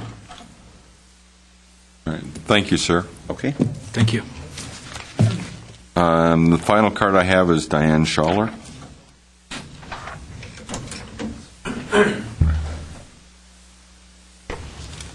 Hello, my name is Diane Schaller. This is all news to me. I called the restaurant today to inquire about a banquet hall rental in the future, and speaking to the wife of the gentleman here, I had mentioned that I had been friends with the prior owners at that location from 2002 to 2004 when it was called Brick Montrose, and that I had worked there for them when they first opened. I would help them deliver, and I would help run the bar, and I also kept some of their books for about 2 years, off and on. And she was mentioning, and I live nearby. I've been a resident of Glendale, Montrose for almost 20 years. And I do use that wishy-washy, so I've seen the progression of the facility, and actually today I looked over and because I wanted to look into it, and the door, it was early morning, but there was actually no outdoor seating anymore. When there was the restaurant Brick Montrose, we had outside seating, which I would think we got kind of noisy because it was open till 1 o'clock, 5 days a week, I think. And they had they were pretty much open for dinner hour, and then they tried to open for luncheons. The business, because it's so far down Honolulu and all the restaurants east of there, and it is really a poor location for a restaurant. And my friends did have to, they did lose the business, or they sold it. And they did run banquets occasionally, and then that is where they did make some of their money. But again, still they closed. So I just came by just to kind of give that part of the story, in the past, that, it's a difficult location to have a restaurant. We would be open some days and only have 3 guests come in. I mean, we had the bar area also, but I would think being open 2 days a week versus 5 days a week for a regular restaurant, there would be less noise than there would on a day-to-day business, having outdoor seating, people coming and going. I know they've spent a lot of money on the remodel, and I just wanted to give that little bit of insight. And I've been at the Wishy-Washy when they've had people coming, with the valet and And I kind of wondered, where the parking was going, and I'm not really aware of all the areas and how they where they are parking it, but there is plenty of parking on the street and in that whole complex there. And from what I know, that there is no like some businesses have, we're going to tow you if you don't belong to the liquor store, and I don't think there's any zoning requirements like that in that area, but that's all I have to say. If there's any questions. Questions for the speaker? Seeing none. Thank you very much. Thanks. You're part of his team. You're part of. Yes, that's right, and he represents you. So you can speak, but it'll be during his rebuttal period, which is about to start. And as I said, it's about to start, so you're up again. When I say it's about to start, I mean it. So. Name for the record. Panel. My name is Armin Ivazian. I'm owner of Montrose Collection Restaurant and Banquet. This panel is intelligent and smart, and I ask you to take a good look and look behind any personal attachment or personal feeling and give unbiased opinion. This place we purchased 2005 and went to the city. After like 3-4 months we work and we have a lot of complaints because of the restrooms is very tiny. There is no handicapped access. And we went, actually Mr. Tiger told me, if you want to take a next door. I say I can take a next door, I have to go city, and I don't want to tell whole story, I just want to make it short. I send a letter back, and I just hear of 2 hours already, everybody, the city staff is wasting the time, your time, my time, because they already been in the court for the same issue, banquet, no banquet, restaurant, banquet, again, they lose the case. This is a banquet hall. I pay the fees, I pay all, this is, if you want to see my application, Mr. Mellis, it says over here, it's use of space, restaurant / banquet hall. This is after application of this, for my building permits. It says over here, proposed use, existing use, restaurant, proposed use, banquet hall. They charge me fees, they sign it off, the whole departments, zoning, everybody, sign it off. I win the case, city loses it. Now we again, this is a 30%, this is a 65%, this is a 40%, I don't understand. We came over here for parking. Parking not issue, I have plenty parking, I don't use it. Like Mr. Tiger told, he got 45 parking cross street. Also I got another 18 parking, which is 2 years ago. It's notarized. I have a paperwork from Eden Garden, just cross street.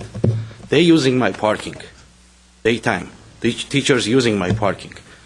If I don't have a business, I can tell you, just welcome and use my parking. They give me paper, 18 parking, take the key. We close Friday, Saturday, Sundays, use my parking. I don't need it. 45 parkings I have it. I don't need it. And Mr. and Mrs. Thompson's, this, I'm watching almost 4 or 5 years. Somebody want to put a doghouse, somebody want to put a second floor. These all 4 people. They show up, this only 4 people, 4 or 5 people, nobody else. And now today, I just look, everything look, and they give a lot of false information to the city. They call Mr. Sada, neighborhood service inspector, Mr. Sada, like Montrose Collection, doing barbecue, cross street, mortuary parking lot. They can do the barbecue is illegal in Glendale. They do barbecue over there. They bring the cross street. They serve the food, barbecue to the, my guests. But this never happened. I have a letter from Mr. Sada saying this is a false information, and he signed it. Another thing, Mrs. Thompson, she knows, I have a parking from that kindergarten just cross street. She went over there. I have a letter also with notarized, with sign from the owner. Robin's Nest, I don't know the name. Saying, you give the parking to Montrose Collection. And this has happened 2 years ago. And you know what? City attorney going to close down your business if you do that. They're trying to treat the people. They treat everybody. Last time they tell, that this cross street, which is 2840 building, all old people there. Everybody complained. I got almost 40 signatures from this building. And I have a signature from liquor store. I got from my neighbors, from my next door businesses, everybody. They don't have no problem. I can give you this, you put in your record, call them, there's a phone numbers, talk to them, and no problem. There is no noise, nothing. We don't have no citation, no parking tickets, no fights, no record of police. We don't have nothing. And like Mr. Taggart told me, this is Armenian banquet hall. This is not I'm Armenian.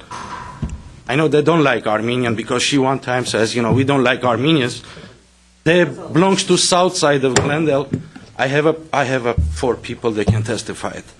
That says Armenians belongs to south side of Glendale. But let's not go down that path. No, what I'm saying, okay, sir. And this is not Armenian banquet hall. This is for my neighbors, for my community. Even there is a hospital came to me Christmas time. I give them free. Old people came to me, 75 people. There is also, they came from Lions Club. There is a lot of places I got a lot of cars, I always serve the community. This place for everybody. And I have a valet parking, which is my people. They don't need a permit, because this is like private.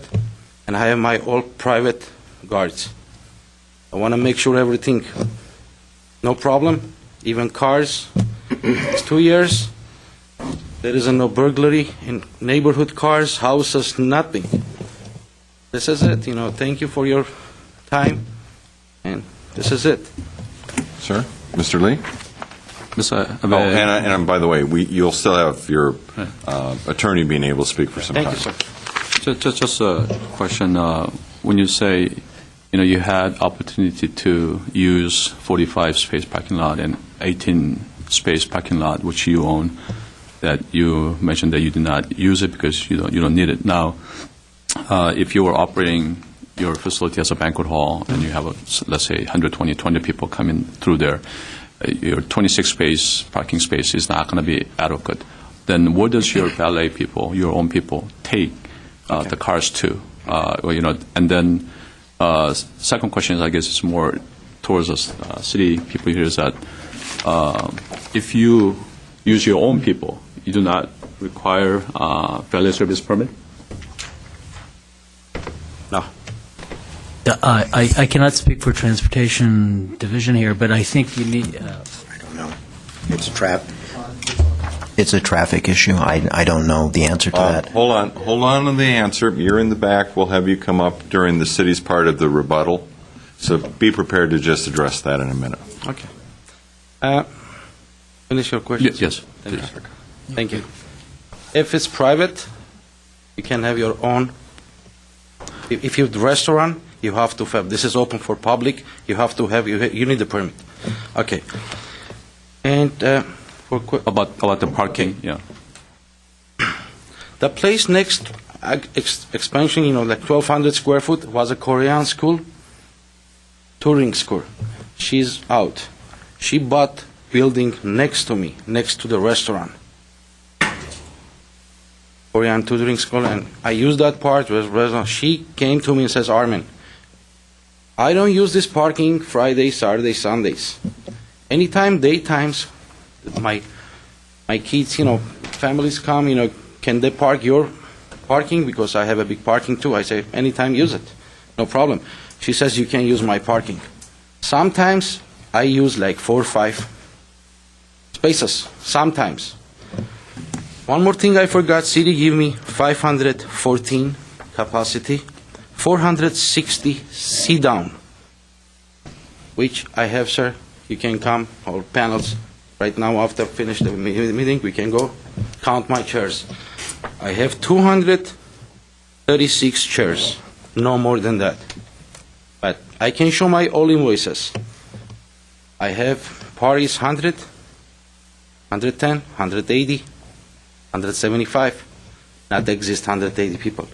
The banquets, if you go restaurant yourself, you can go yourself, or just yourself, or you take your wife. But if you come to banquet, one car you can seat like 6, 7 people. Because of family, you go for your brother's birthday, right? You go for 5, you take your kids, everybody. Because banquets, you came with the car, everybody in family sitting in that car.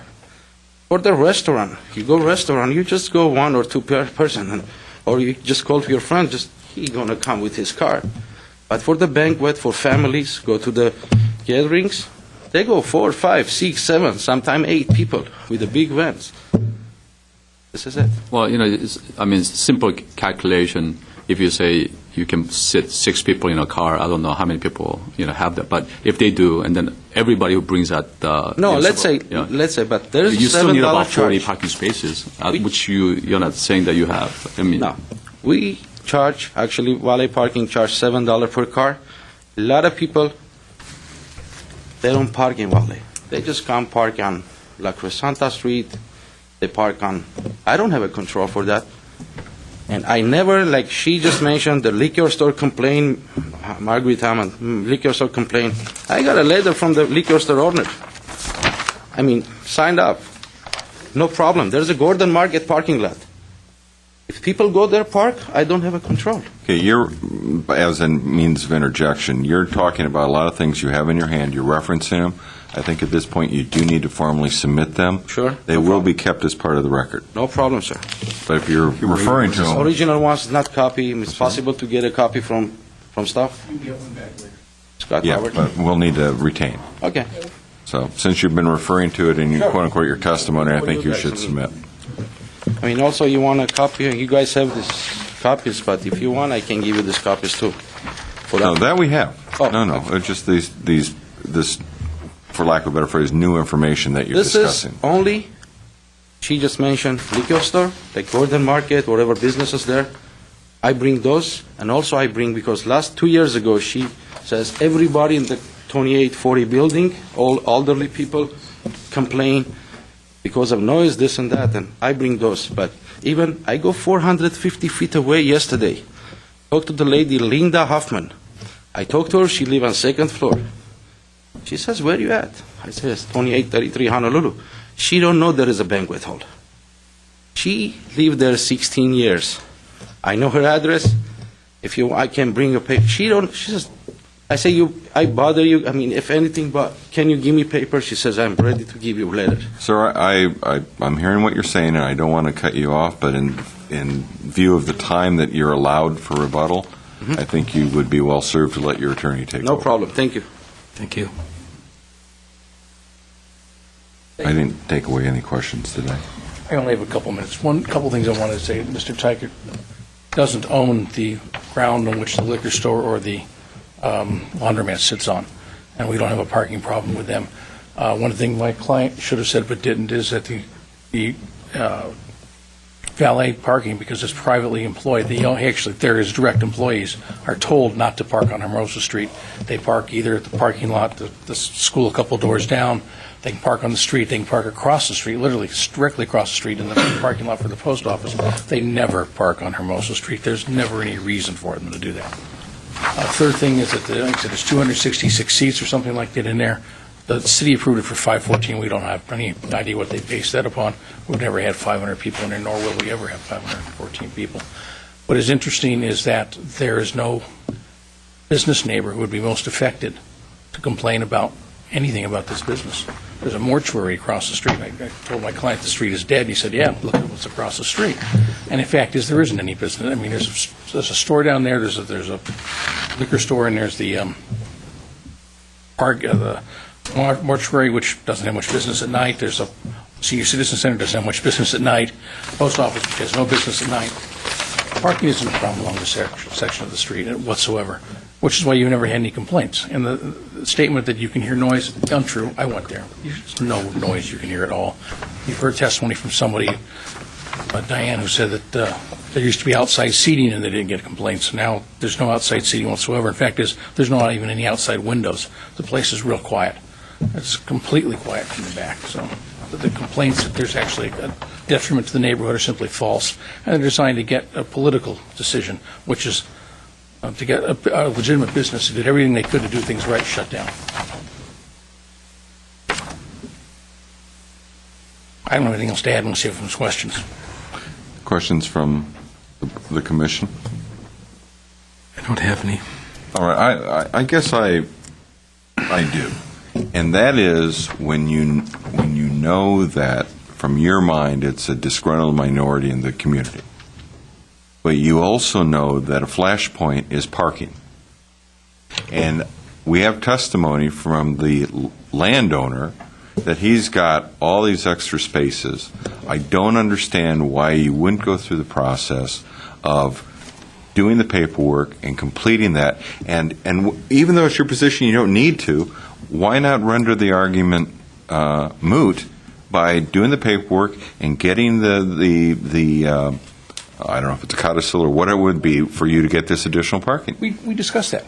We discussed that at some length, and I advised my clients not to. I advise my clients not to for a very particular reason. The City of Glendale has a history of using the conditional use permit process and the discretionary permit process to take away the right to offer banquet halls. I went through the city's records. I looked through people when they pulled conditional use permits for alcohol at existing restaurants. They uniformly got a restriction on their banquet hall use, even though they've been in business for 20 years. The city does that routinely, and they do it deliberately. If you want to know what happened in this business, okay? What happened in this one is they first applied for this expansion, no mention in the letter. I mean, the main thing in the letter isn't the alcohol permit. The alcohol permit in 1983 was issued permanently. You don't issue permanent CUPs anymore for alcohol. You issue them with 2-year, 5-year, and 10-year of life expectancies. This one in 1983 was issued permanently. It can't be revoked unless they change the use. The alcohol wasn't the issue. The whole issue was the banquet hall use. That was the only way this business was going to make any money. It had been a failed series of restaurants for years. They couldn't make money except on banquets. They went directly to the city, asked them the question, and what they got back was, go ahead and go do it. Not a problem.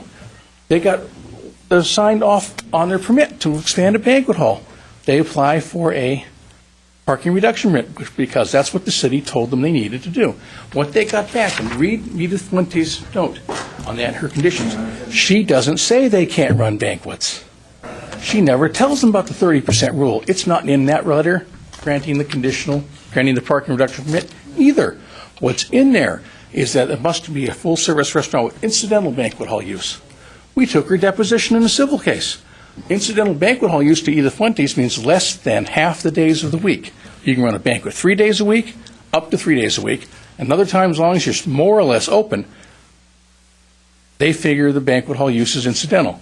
She never even put in her parking reduction permit that you should have. You have to comply with the 30% rule.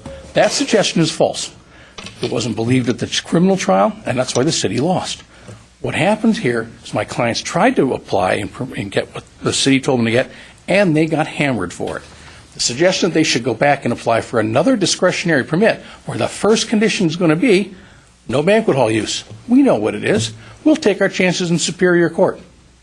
I'd much rather have Zabrowski than try and get a proper discretionary permit from this city on something like this. But we're going to get back, and if that's the suggestion, and I know this is not a place to negotiate, but if you want to put this over for 6 months, we'll make the application this week, or maybe Monday. It may take me more than a couple of days. We'll make the application for either off-site parking or whatever we need this week, or by Monday. And we'll go through the process. But what the process will be is we'll get a condition in it that says you can't run banquets. Mr. Garcia's said so when he stood up here. He says, you've now lost your right to run banquets in any portion of this business, at any portion of the facility, old or new, because you expanded. That's the city's position. That's the political decision they've made, and that's what they're going to pursue. That's why we haven't applied. We could not see a way to apply for a parking permit for off-site parking without admitting inferentially that we needed one. We don't need one. If we could resolve the issue that way, tomorrow morning, folks, I have no reason to be here. We spent $35,000 the last time we went to Superior Court. We're going to spend another $35,000 or $40,000 on the next one, and where this is going, we're going to spend another $35,000 or $40,000 on this one. They got $1 million in this business. We're not walking away for a couple $100,000. So we'll do that if that's what it takes. But if we could resolve this with a $5,000 off-site parking permit, got it. But that's a suggestion. If you'd like us to apply for it, we will. But, I suspect we're going to come back here, but we're willing to go through the process. We're not unwilling to work with the city. What we're unwilling to do is shut down a business that my clients did everything they could to make it right, everything they could to make it legal. And we fought every step of the way. And the reason we're fighting here is not literally because we think we're going to win. We don't expect to win. We might. It'd be nice. We're setting us up for the next step. We're making sure the record is complete for the appeal to the Superior Court and the federal lawsuit for violation of civil rights that is going to come. Because they can't do this. They can't give a permit. There's law, there's case law after case law. You can't give a permit for a building and then tell the person you can't use the building for the intended use that's on the face of the permit. And that's what the city did here. So we will do whatever is reasonable to try and resolve this. If that will resolve this, tell us, put this over 6 months on that condition that we apply for the off-site parking permit, and we'll do it. Not a problem. What we're afraid of is we couldn't do that without admitting that we needed it. We don't believe we need it.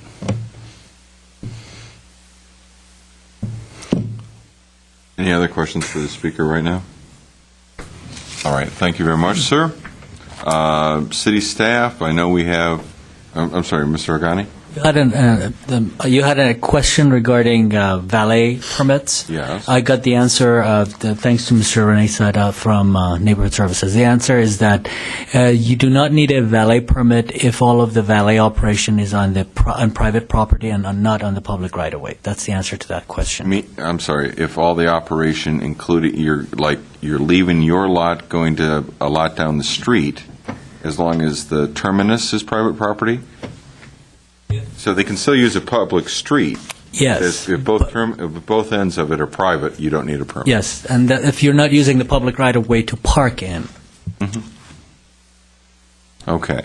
I know Neighborhood Services is here. I don't know if they came because they thought there'd be refreshments or if there's a particular reason. Is there anything you want to share in terms of this? Well, please approach, because I at least have a question for Neighborhood Services.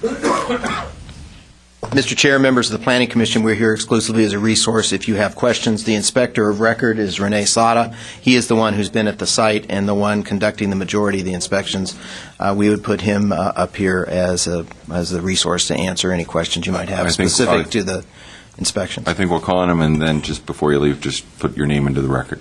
However, the rest of us are here for the entertainment value, not the refreshments. Put your name into the record. You referenced it already, but it's Sam Engel for Neighborhood Services Administrator for the City of Glendale.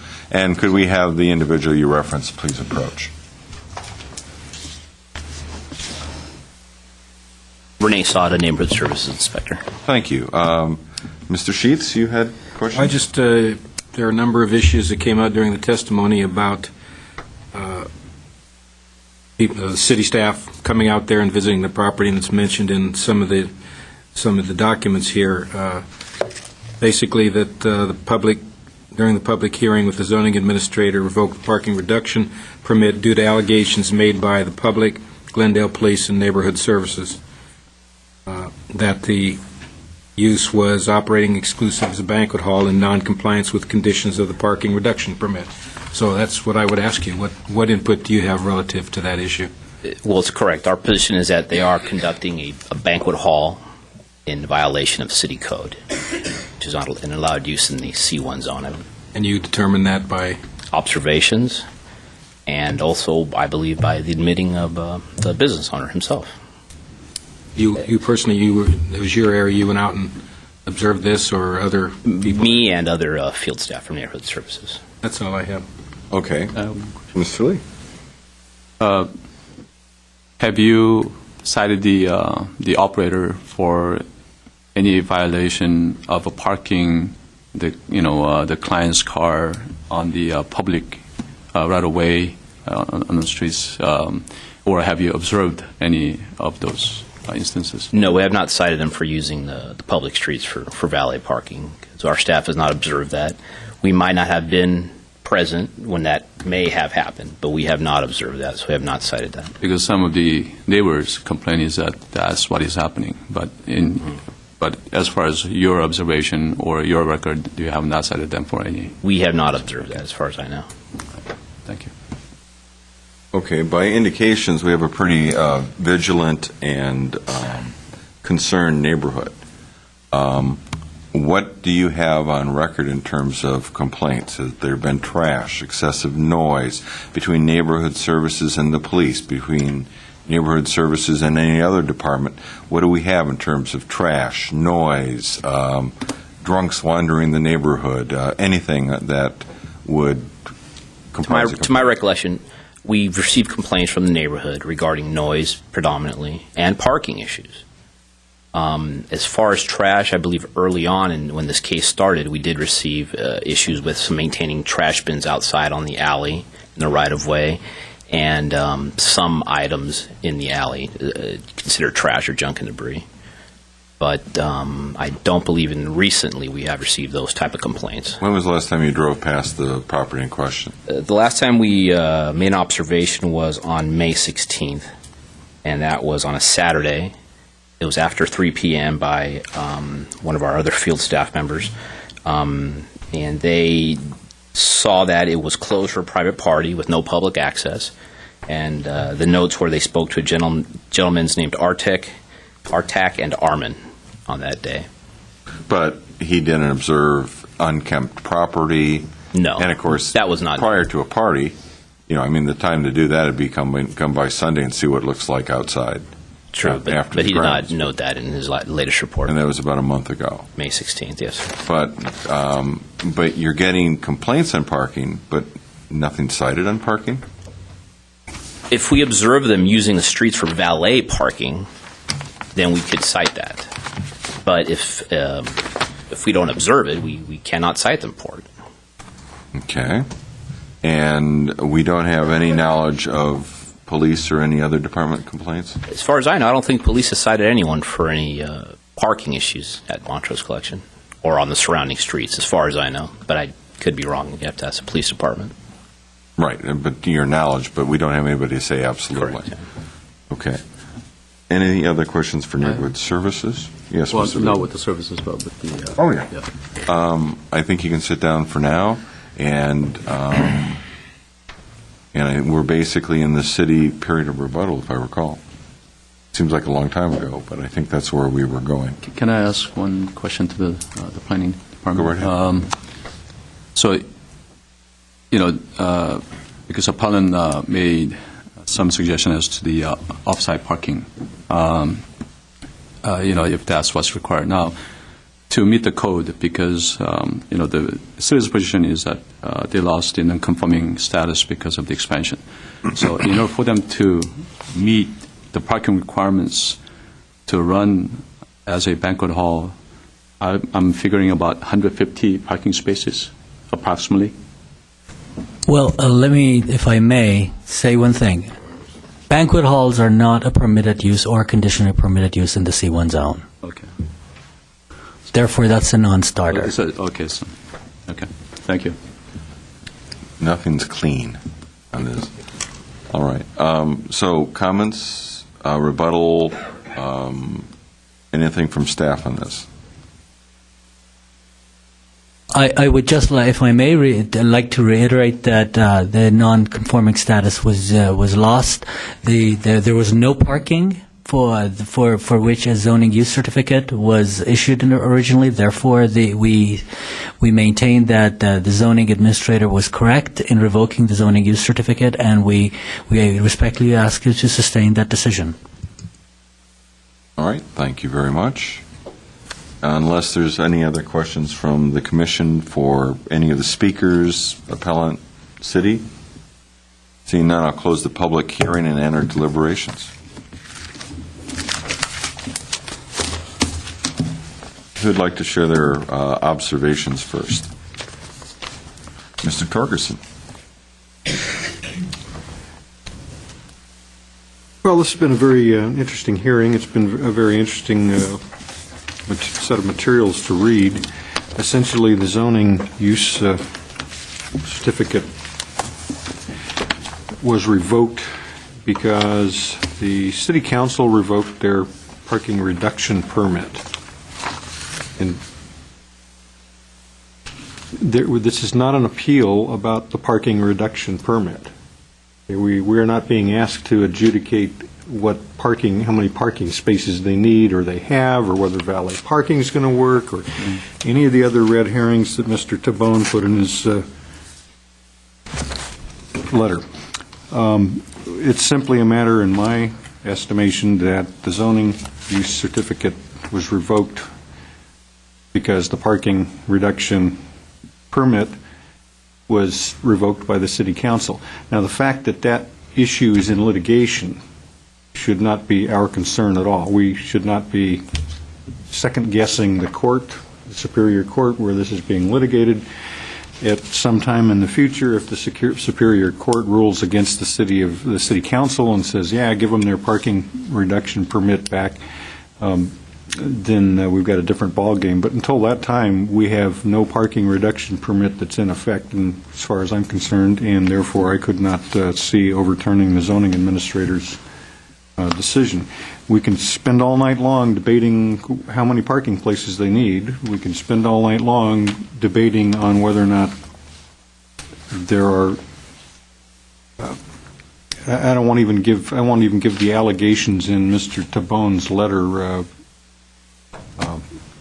air, because the last page is just a bunch of unfounded and inflammatory statements.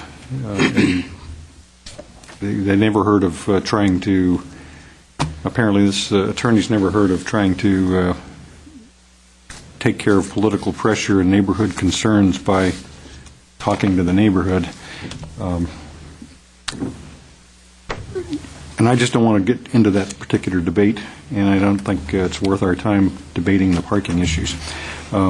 If you argue that maybe the fair thing to do is to let the zoning use certificate stand until the courts decide the parking issue, I would also argue that even though the zoning administrator didn't use that as the reason for revoking the zoning use certificate, it's quite clear to me that the zoning use certificate is for a full-service restaurant. And regardless of what percentage of time or percentage of floor space banquets are permitted, I think it's 30% floor space in the code as far as the physical floor area, and whether or not it's 1 day a week, 3 days a week, I don't really care. The zoning use certificate is for a full-service restaurant. The application for zoning use certificate that was filed for that permit says describe in detail the business activities, and it says restaurant. We've heard over and over and over again that it's not a restaurant, it's a banquet hall. If you go on their website, it's not a restaurant, it's a banquet hall. Very clear. It looks like a very nice place. I'm sure it's a lovely banquet hall, and I'm sure that maybe with a different approach, the city and the planning department and the neighbors and the owners could all come to some sort of accommodation to allow it to continue in some sort of fashion as a banquet hall.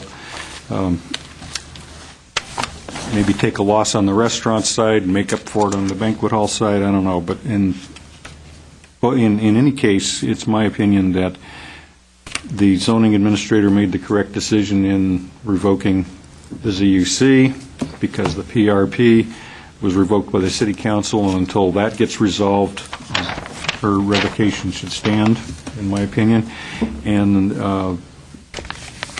in addition to that, the fact that the zoning use certificate is for a business that's not being conducted, it's doubly invalid in my estimation. That's all I have, Mr. Chair. All right. Thank you, Mr. Torgerson. Who next? Mr. Lee. Yeah, Mr. Chair, I pretty much agree with a lot of the things Mr. Torgerson said. I just wanted to add that, because, the for overlap, last tours, what we heard is that we wanted to learn the background of the case. We're not here to decide on the parking issues. And we heard from the neighborhood of this establishment. And as you referred, the zoning use certificate clearly says, for a service restaurant. I'd like to suggest a little different angle to this, in that, I agree with zoning administrator's decision as far as revoking the ZUC based on the usage or misuse of the premise. However, because of the ZUC was issued as a full-service restaurant, and we do have a pending case in the court that if they, I'd like to open a little option here. If they operate as a full-service restaurant, complying with the 30% rule, I'd like to entertain maybe the thought of, allowing the ZUC under that condition. Okay. Mr. Sheets?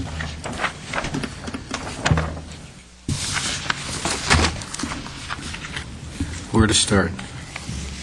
I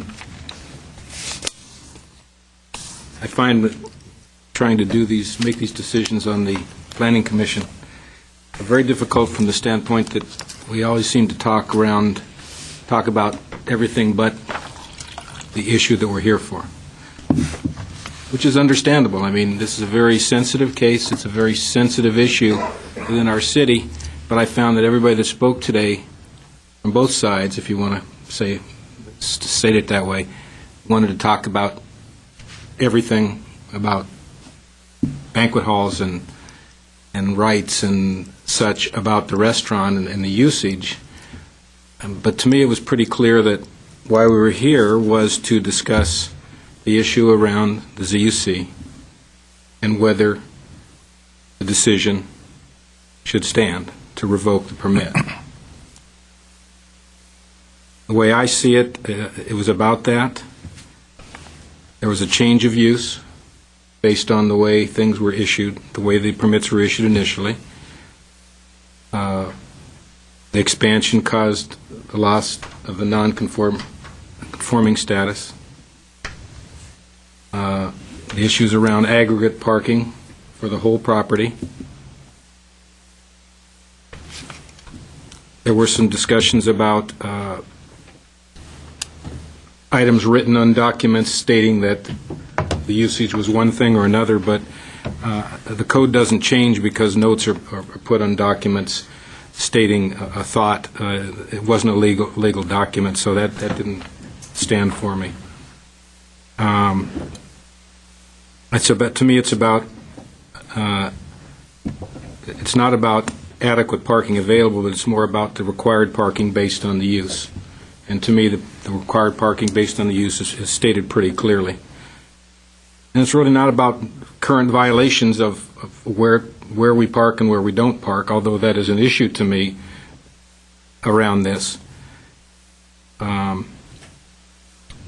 It's more about whether they're entitled to have this zone usage certificate, and based on what's happened, what's transpired, it's my take on this that the right decision was made, and it should stand as decided by the zoning administrator, that that current usage be revoked. And that's it. Thank you. Mr. Berman? He gave it so well, I think he copied what I was going to say. It's so well, you complex. need to cover your notes then in the future. Right. No, I agree with him that if it's legal, it's legal. If it's illegal, it's illegal. And I agree with everything he said, the former speaker. All right. Well, a few things. First off, I do want to air a little bit about the appellant's letter. They reference political pressure, words like witch hunt. I can appreciate it after a long and drawn-out, somewhat torturous process. Probably both parties would like to throw some words around that probably could have been best left unwritten. I just want to clarify something. I personally have received no calls, no contacts, no emails. In fact, from the moment that I joined the Planning Commission, I have never had any contact with any single member of the City Council, or for that matter with any member of city staff, city management, or personnel, other than procedural questions related to an event. For example, this evening before our session, I had a technical question for the city attorney as it related to the continuance. So, you may be talking, I'm going to give you the benefit of the doubt and say that when you talk political pressure, you're not talking about the board per se. You may not even be talking about an individual. You may be talking about the city as an establishment. But personally, when I read those things, I feel I need to respond. So whether it's because I have caller ID and when somebody from the City Council calls, I don't answer, but whatever the reason, they've given me my space to do whatever I felt was right as a member of the Planning Commission, and I'm suspecting that's true for each of my fellow members. Now, you've thrown out the phrase witch hunt. There is a problem in this city with individuals who have ignored the law, not just the letter of the law, have clearly ignored the law and taken advantage of things and ignored the law and taken restaurants specifically and intensified their use by making them banquet facilities. Not in every case, not in every banquet facility, but they have taken something that doesn't work in a particular neighborhood because of adjacent, frankly, residential use, and they've thrown something in there that's just not right for the neighborhood. There's drunks, there's noise, there's parties, there is every evil known to man occurring because a few bad eggs have done this across a number of banquet halls. And that is why the city is taking the actions they have. Now, that said, it troubles me, and frankly, I'm saddened that this particular restaurant doesn't have the complaints from the city, doesn't have the drunks wandering off into the street, doesn't have prostitution complaints, whatever it is. It has clearly irritated and bothered several of the neighbors. But in terms of a widespread problem, I'm not seeing it. However, that said, I feel a little bit like, frankly, Pontius Pilate, where our hands are almost tied. And you've said it yourself, Mr. Attorney, in terms of you fully expect to lose, that this is just a process on your way to Mount. Well, no, what's the Mount? My goodness, I'll just say the Mount.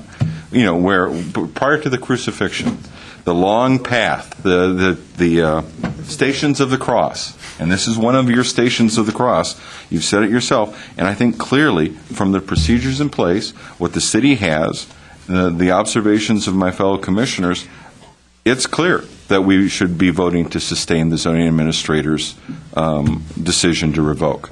There's a lot of other things going on. I've already said it, a lot of different perspectives, and some of it is pontificating as it relates. But that's all I have to say, and I guess we're ready for a motion, unless somebody has anything else to add. Mr. Howard. Yes. Mr. Chairman, members of the Planning Commission, just a little cleanup, if we will, just so the record is clear. The following documents should be included as part of the record. It's a June 15th letter from Councilor Taboni, the staff report, of course, with all of the exhibits, the Roberta Medford note, the Pamela Thompson letter, the email and valet conditions submitted by Ms. Taylor. I'm not sure if there were, he indicated 40 signatures. I don't want to speak out of school. It may have been a petition. Certainly, you mentioned the phrase lack of complaints, but whatever those documents contain, submitted by Mr. Avazian. And I think that was the last document that was submitted. Those were all the documents that were submitted today. Should be part of the record. The record should also reflect that my role here tonight, I've been uncharacteristically silent or quiet, perhaps, because my role here is as advisor to the Planning Commission. Mr. Garcia articulated that he is the attorney advising the Planning Director and Planning Department. I wanted to make sure that distinction was clear. All right. Thank you very much. With that said, Mr. Howard, has there been anything over the last few minutes or throughout the process that you would also care to counsel us on in terms of process or comments? No, sir, other than to echo your and the other remaining commissioners' reflections that this is not an easy case. There are a lot of issues of law that do somewhat hamstring you or constrain you in your ability to decide this case. But you've heard the facts and the evidence, and you're making your decision based on that. The legal issues will be continually fleshed out as we move forward, whether it's in the next administrative process or Superior Court. Essentially, I'm going to go back to being uncharacteristically quiet. I'm sure the City Council envies us right now. With that said, can we have a motion, please? Mr. Sheets? I move that upon review and consideration of all materials and exhibits of current record relative to the zoning use certificate PZUC 2006-0234, located at 2831-283 Honolulu Avenue, and after having conducted an appeal hearing on said matter, that the Planning Commission hereby sustains the zoning administrator's decision and approves the revocation of said zoning use certificate PZUC 2006-0234 in accord with the reasons set forth in a decision letter of March 26, 2009. Motion? I think you need to mention those documents that Mr. Howard mentioned. Do we need to refer to that in the motion, or just, it's been read into the record? Those are now just officially part of the record. Second. A motion and support, please call roll. Commissioner Berman, The way you wanted me to vote there, what did you call that vote? Yeah, we've got a motion and a second now, Yeah, so okay. we'll go ahead and vote on it. Commissioner Berman, Yes. Commissioner Lee, Aye. Commissioner Sheets, Aye. Commissioner Torgerson, Aye. Chairperson Kane. Aye, on a vote of 5-0, the revocation of zoning use certificate PZUC 2006-0234 has been sustained by the Planning Commission. Is there a 10-day appeal process on something like this, or is it just done? No, there's an appeals process. 2.8 of the municipal code. Well, I imagine, but like for example, with CUPs and stuff, it's 10 days. There's a 15-day. 15 days. Should I read that in the record, or it's unnecessary? It's unnecessary. Thank you very much. Notice will be given to the appellant and those who are in attendance. All right, thank you very much. We're moving on to Planning Department updates. Check with Laura. I guess we left that on by mistake. We do have an update that on the 23rd, right now we're scheduled to give an update report to the City Council on the North Glendale Community Plan. We've had a large public outreach component that we've done to the plan that's been going on between December and earlier this month. And so we're going to be providing the council with the results of the public outreach. We also have an action that happened on Tuesday. They adopted a priority sewer service policy. That is basically an implementation for the housing element. And what that does is for affordable housing projects, it just assures that we're going to have priority water and sewer service for affordable housing. And it's something we already do. We just didn't have it written down, so now it's written down. All right. And that's our updates. What's on agenda? Also, at this point, we do not have anything scheduled for the July 1st meeting, and also we have nothing scheduled for the July 15th. We did, but those items have been continued to, when we thought that the 1770 Golf Club Drive parcel map would be on the 15th. And so that, because the environmental review was not completed, that has been postponed an additional month. And the only other item we had was a street vacation request. However, it looks like that item will also be postponed. So it sounds like we're underworked. I'm going to be on vacation. Well, there you It go. looks like we're saving it for August. I have visions of a date coming up where we're going to have like 9 appeals in one night because of all the continuations, but I'm sure we'll pace them out. Comments and nothing else, Laura? We have nothing else. Comments from commissioners? Seeing none, could we have a motion to adjourn? So moved. We are adjourned.